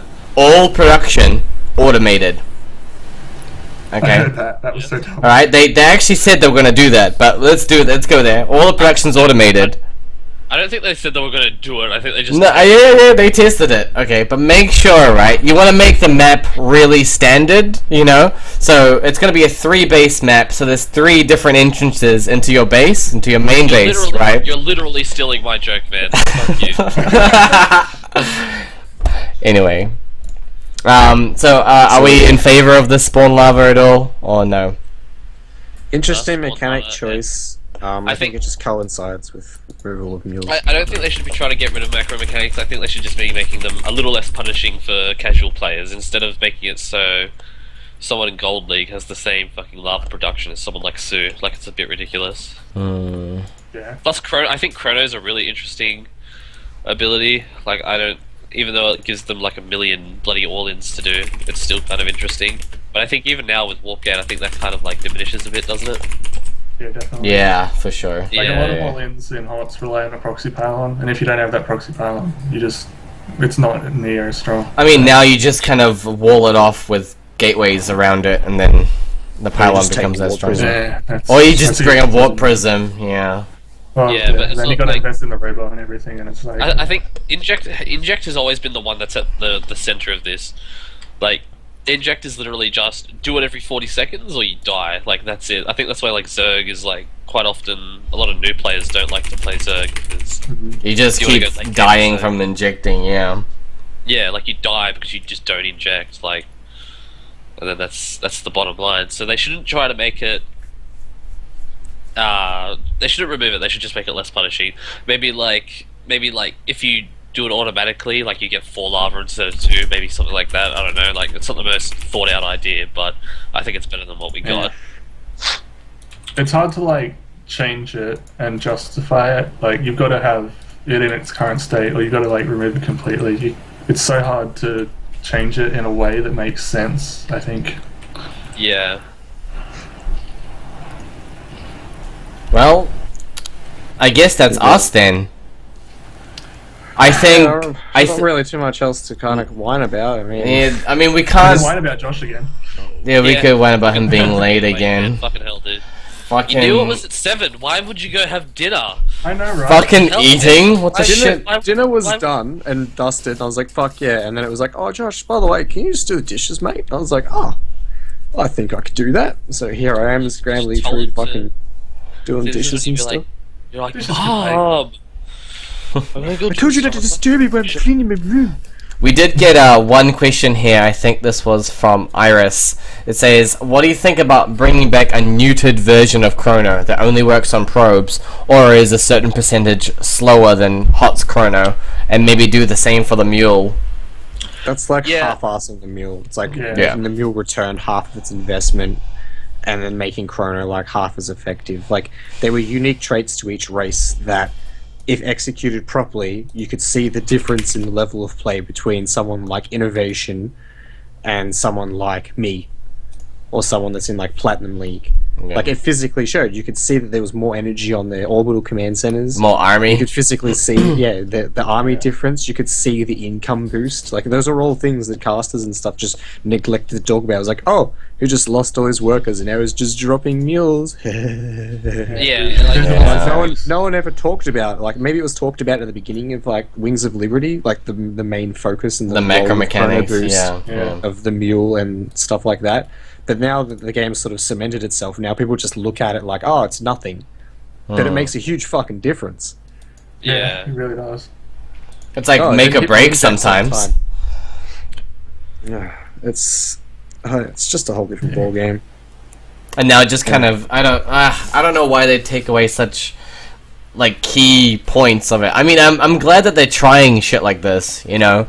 They're putting some ideas out there, but like no one ever said, "Hey, we should get rid of mules if they were above like Gold League," right? No one really above Gold Yeah. League was like, "Hey, Yeah, let's just get rid of people- mules." The only people I see in favor of this change is people that are like lower level players. Like, I haven't seen a single higher level player. Like, even me, if I get smashed by like a high grandmaster in Korea, that's like, he just beat me because he's got better injects than me. Like, I'm not going to sit there going, oh, we should remove macro mechanics so I can beat him. Like, that's kind of ridiculous. I mean, I there have been totally outwitted him with my army positioning. If only my injects were better. Yeah, like, it's... I'm a better player, Yeah. but I It's like still saying, lost. better boxer, but because he's got more stamina and punches faster than me, he wins. Like, that's... I would have Guys, won got this big- he's game got if I injected properly. I would have been GM by now. He's got bigger reach than me. It's not fair. I would have beat him otherwise. My footwork was just better. yeah, it's like, it just makes no sense. It's I don't like- think I need to practice because I understand how to box really well, so I think I'll be really good at boxing. Yeah, it's there's just like no point in practicing Zerg anymore because you don't need to practice inject. It's You such just, a like, huge make part of the units. race. Yeah, exactly. Yeah. So you Yeah. think that the changes is more about like trying to affect the community base and drawing new people because the game is hard, but that's not the issue about why not more people joining the game. People aren't joining the game because the fucking community aspects of the game are terrible. Yeah. Like, the chat channels are terrible. Finding community groups to associate with and talk with and sort of build relationships with inside the game is terrible. None of Like, they that. basically Like, those are the just, things they like- need to address. Like, they not tried to fucking address the dumbing chat down the changes, but all they've done is just like imported the WoW chat system into Heroes of the Storm and Legacy. Yeah. Starcraft, and it's just Yeah, it's like fucking that dumb. doesn't work for these games. You yeah. need something like the Brood War and Warcraft 3 systems. Yeah, when I log More into simpler. StarCraft, I want to be in a channel with like 100 other people. I mean, that is I wanna kind of be- what Legacy is right now. If you guys go on, you just get dumped straight into a general chat. But it's still like this little thing in the bottom right hand corner where it just says general chat, and then in there it just goes, Yeah. "Hey, you guys are faggots," ha ha ha, and then he'll leave. It's And just then like WoW, where that's- you see people spamming in trade chat about Chuck Norris and stuff. It's like, I don't want to see that. I want to see people who are talking about things that I want to see. A really cool idea that I saw is having league chats. So you come in, you go in, oh, Masters League chat, and then everyone in Masters League is in that chat when they log in. But is that unlocked by like achieving said link, or is that something like fucking Bronzy would come and go, "You guys are really shit, don't know what you're talking about"? Oh, it's probably like you're in Masters League right now, so you get access to that chat. I don't know. That was an idea that I read on Reddit the other day. It's kind of cool, right? I just mean like the arcade function can be polished up a lot more. Chat channels can get polished up a lot more, and they really need to go back and look at systems from whether it be Brood War or some other community aspects from other games and incorporate that into their UI, because no one gives a fuck about a flashy image at the back. We want to know how to get into a game, what rank we are, and where we can find people who are like-minded like us, and where we can find the most relatable streams to said game if we wanted to watch them. That's all we need inside the UI. So until they can fix those issues, the game will get a boost at the beginning because hype and all that shit, and then it'll be like, okay, you know, it's still too hard. Same 'cause shit, yeah. Fucking dumb. Even with like lowering the skill ceiling to certain races. Yeah, like a game. I've always said that you can have a good game and a shit game, but the shit game will be inherently better than the good game if it's got better social features. Because it's like a rule of thumb where if you could do something with people or with friends that like you get along with, Yeah. then it's instantly just better. Makes the game more addictive. Why do you think League of Legends is so popular? It's Exactly. because three Yeah. of them might play it, and they're like, oh, you know, we need 2 more. And then they go to school, and they're like, hey, do you guys play League of Legends? Yeah, I play League of Legends, fuck yeah. And then if maybe one of them doesn't, he sort of gets ringed into it. Yeah. League of Legends is nothing but a pyramid scheme. Yeah. I mean, yeah, because it's free, right? And they're just kind of Yeah. drawn into playing more and more games, and it's like, maybe if I don't want to play this hero too much, but want to find out what it's like, I'll pay some money, and then you'll purchase it, right? Yeah, I know. CS:GO seems to be a bit of an exception to the rule. Like, it's a paid game, but it still has so much of a player base. It's really interesting. Yeah, but it's more the community aspect, right? Like, when people become emotionally invested in the game, they want to kind of stand out a little bit more rather than their screen name. So things like the additions to their characters, the little hats, and all the other fucking gimmicky bullshit they must attach. Speak number. Saying words. Words. Thank you. Yeah, like My all, the ears. Literally 3 additional, words. all the additional purchases make a lot more sense at that point, because people are like, oh, if I could spend like 40 hours a week playing this game, I want to kind of have my own uniqueness within the realm every time someone sees me play rather than my screen name. Yeah. So then they get like some fucking magical thing that sits on the back of their head and sparkles as they run around. They're like, fuck yeah, I paid $5 for that. $5 is nothing. And then you go, well, how much have you spent on League of Legends as a whole? And they go back to their credit card history, like, oh, $5 there, $120. $2 I there. played League Oh, I of spent Legends. probably over about. I played League of Legends for 2 years before I started playing Starcraft, and I spent well over $150 on League of Legends. Yeah, see, like those Just on microtransactions. skins. Like just on skins, like that's it. Like the game's free, and I still spent like $150 on it. I've probably spent more on League of maybe not now because I pre-purchased Legacy of the Void, bloody digital deluxe version or whatever. But before that, I probably spent more money on League of Legends than I had StarCraft, and I played StarCraft for way longer than League. Yeah.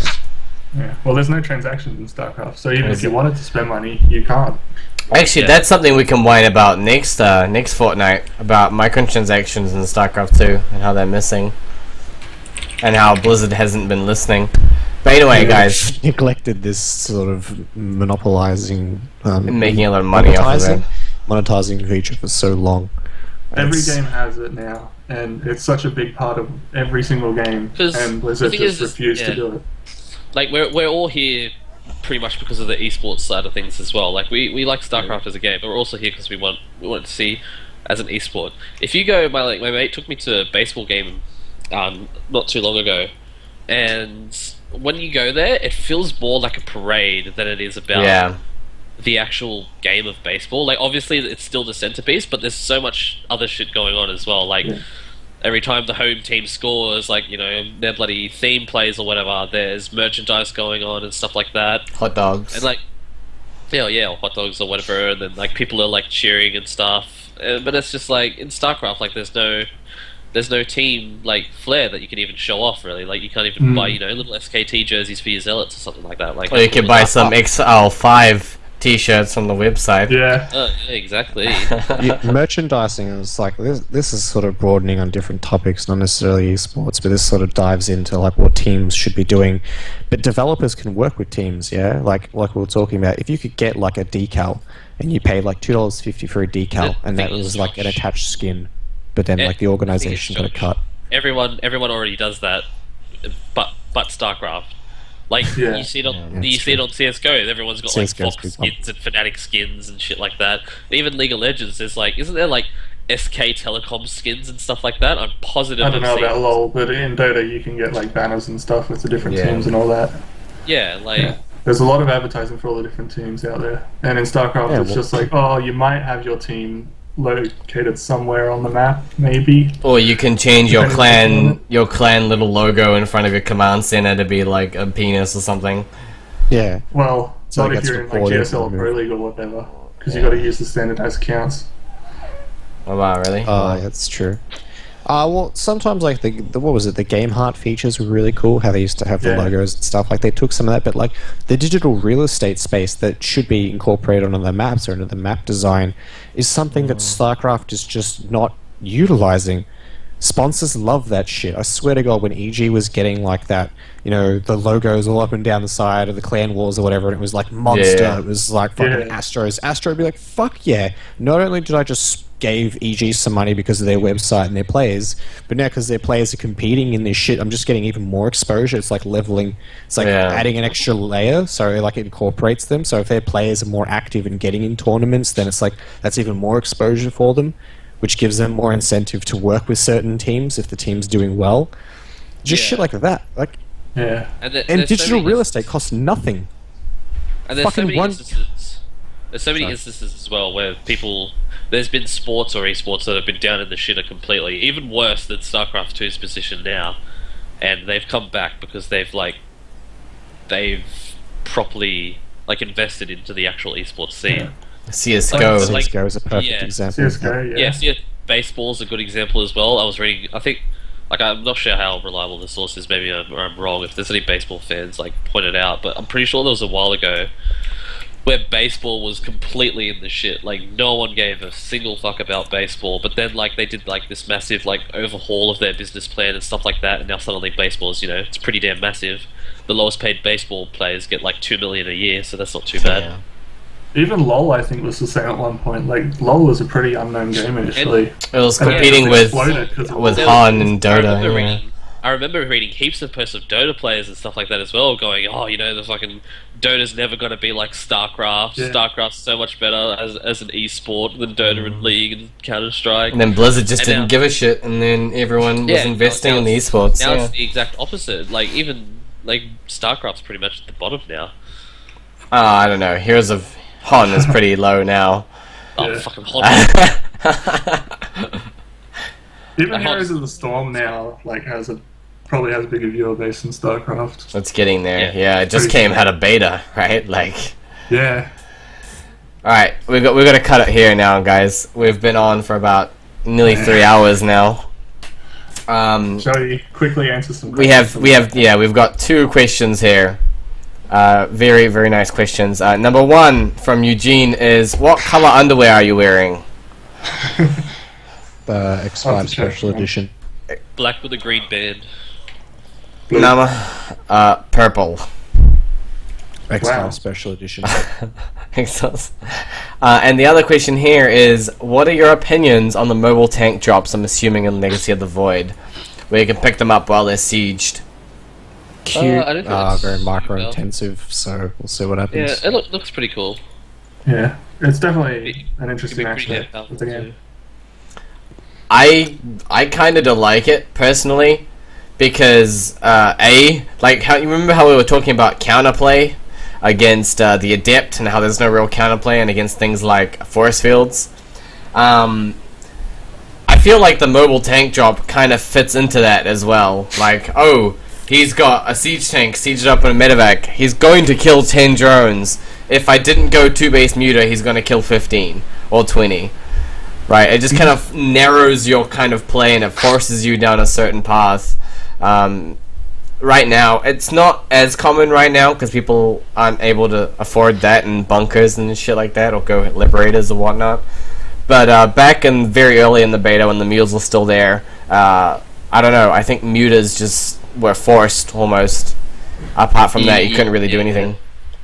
To get tank drops out that fast, you're really looking at like a one-base rush, Yeah, and then on top one-base. of that, you need to have like the absolute attention and multitasking to do it. So I think the only real way of testing to see how strong it is to watch what happens in Archon mode playstyles, where one player can constantly micro the medevac and the tank. Otherwise, I don't think in like single 1v1 scenarios that sort of style is going to be like overly powerful. It'll be like, holy fuck, that's really annoying, and then it's like, oh, okay, because it came so late, I can have the tech out to deal with it. Do you think it'll be weird in like TVT and stuff, where you know how you put Hellbats in your medevacs right now? Can you imagine some sort of mech play where you drop sieged tanks so you have a better position earlier instead of risking that siege up? I mean, you might see a lot more heavy medevac-based styles, whether it be bio or mech, just because of that. But I don't know. I mean, Cyclones are pretty good. If you're going to go mech, you're probably going to have Cyclones, and they have a long range, so I imagine once they get close to locking on, they've got about 5 seconds boosting away before they get shot down out of the sky. Yeah. On top of that, if they do manage to drop the tank might become committed in a location that's undesirable, and then you just lose both units, or it just dies from the focus fire from the Cyclone. I don't know. I don't think they're going to be that obnoxious. Like the real abuse of it's going to come through Archon mode, where they'll have like 2 people controlling. Otherwise, it's too intensive. Like I'd much rather macro or micro like a pack of Cyclones than I would be like doing really cutesy shit with like 2 medevacs and 2 tanks trying to get as many SCVs as possible. Yeah. And I feel like I could do like the risk versus reward just isn't there to make it like an ultimate strategy. It's cool. Yeah. It will look nice, but it's not going to be at that stage where it's like, fuck man, it's just getting tank drops and then the whole game's over. Alright, well, our last question, we'll try to keep this one pretty short, is do you think macro mechanic changes are going to stay? So are they going to stick around? Are they going to get removed really soon? They're No. gonna get really soon. Like, it's really dumb. It's going to change. It's I not think dumb. so Like, they too. might learn something from it, but it's just, I don't know, it's just not right for the game. I disagree with it pretty heavily. Yeah, they're not gonna stay like that. They're gonna have to come back. Something's going to change. I don't know if they'll go back to the original, but there's something has to change with Terran, at least. Like, Terran just got destroyed. Like, the bioplay just got completely destroyed. A lot of early game things just got completely destroyed. It's going to change, at least for Terran. Yeah, How about you, definitely. Josh? It was like 2 steps forward, 1 step back, like I mentioned earlier. Like they tried to speed up the game and then they slowed it down. And then with that macro mechanic change, now there's like so many timings and building timings and all that shit that has just gone completely out the window, that the game isn't balanced anywhere near as what it was with the macro mechanics earlier. So good luck, have fun, Blizzard. Yeah, I don't understand where they're coming from when, like, even Korean pro gamers are saying, oh, you know, Legacy of the Void's too hard. I'm like, where does that actually come from? Like, are they just are they just struggling beating lower level players than them because they haven't been actually playing Legacy of the Void? Yeah, they just think it'll just Probably. Heart of the Swarm, they'll bring it over and it's like, oh, it's easy peasy. But then they forget that lurkers just need like 3 more clicks, or liberators need to set up, and I don't know. Yeah, I think mean, it's because it's like, I think it could as well be, yeah, like, you bring up lurkers, like, it could just be really punishing if you make a tiny mistake. Like, if you're not babysitting your army the whole time, and you move command it, and then move commands into lurkers, and then they're just gonna die. Yeah, I've had a lot of protoss adepts just walk. I have like 2 lurkers that I forget that they're there, like you would mines, and then the protoss just kind of moves along on the terraform map, and just the line of adepts just all die by the time it walks across those 2 lurkers. It's amazing. Yeah. Alright guys, it's 10 to midnight right now, and I got 2 tests tomorrow. So Nice. we're gonna sign off. right here now, guys. Yeah. Is there anything you want to say before you leave, starting with Nama? You go Nama. Come on, man. What do you got? He's got Just hashtag following mech. his mech Sam. Oh, is he? Fucking mech. What about you, Cam? Anything to say before we go here? Please cheer for me. Follow me on Twitter, Twitch, even though I don't stream. Say lots of nice things to me. Like, start abusing my team to, like, promote me to the main team. That'd be really cool. Yeah, that'll do. Thanks, guys. Thank you to all my fans. All 3 of them. I will show a good game. Oh, I'll definitely show you games. But you, Josh? Yeah, just keep up to date with us if you like our content. Any suggestions, feel free to PM Vodge on Twitch. Probably the fastest way to get a reaction out of us, and hope to show some a decent level of performance at ACL and not like in the show match. There's a lot of things we can take away from that. Obviously, that wasn't my cleanest play, so ACL is the next big step. Yeah. And that's only Yeah. 2 weeks, roughly 2 weeks. So Oh, like- speaking of that, in 2 weeks, are you going to be around? It's legit like 7 days from now, or 8 days from now. Okay. It's Alright, the weekend after this one. Yeah, we're Yeah. good then. Well, from me, thanks guys for watching, all 8 of you. Thank you for watching and sticking around. Again, if you like these guys, especially Nama and his hair gel and his shampoo and his conditioner, all the hair products, be sure to follow us on Twitter. Follow Exile5 on Twitter and Facebook as well. Exile5.org, I think, is their website. Is it .org, guys? Let me double check. I'm not sure. We should probably know this. You guys should know that for sure. I'm pretty sure it is. Yeah. It's 11 a.m. Yeah, Dust League on this Monday coming 11 a.m. Australian Eastern Standard Time. And if you enjoyed this winery, next fortnight, same time, I'm going to do another episode. There we're going to be talking about something we haven't quite decided yet right here. But we're also doing a new section for the winery. Be sure to send in your owning BM replays. So someone's BM'd you at the start of a game, or has done a really silly strategy like we have here. We talked about proxy oracle, proxy widowmine drops, and you got behind. He proxy GG. Sorry, not proxy GG'd. He offensive GG'd, and then you gracefully and very calmly led your way to the win. We don't want to be promoting too much BM on the ladder here. We want to see your screenshots, your videos, and we'll watch them here and comment on them next fortnight. That will be, next fortnight is, not the 3rd, the 9th, no, sorry, the 10th of September. You guys all good with that? Yep. So again, Let's see. thanks for I think watching. the league starts around then, so I'll have to see what happens. Well, if it starts at 10 a.m. or whatever, it's not a big difference. Cool. Alright, thanks again guys, and see you later. Later. See you guys.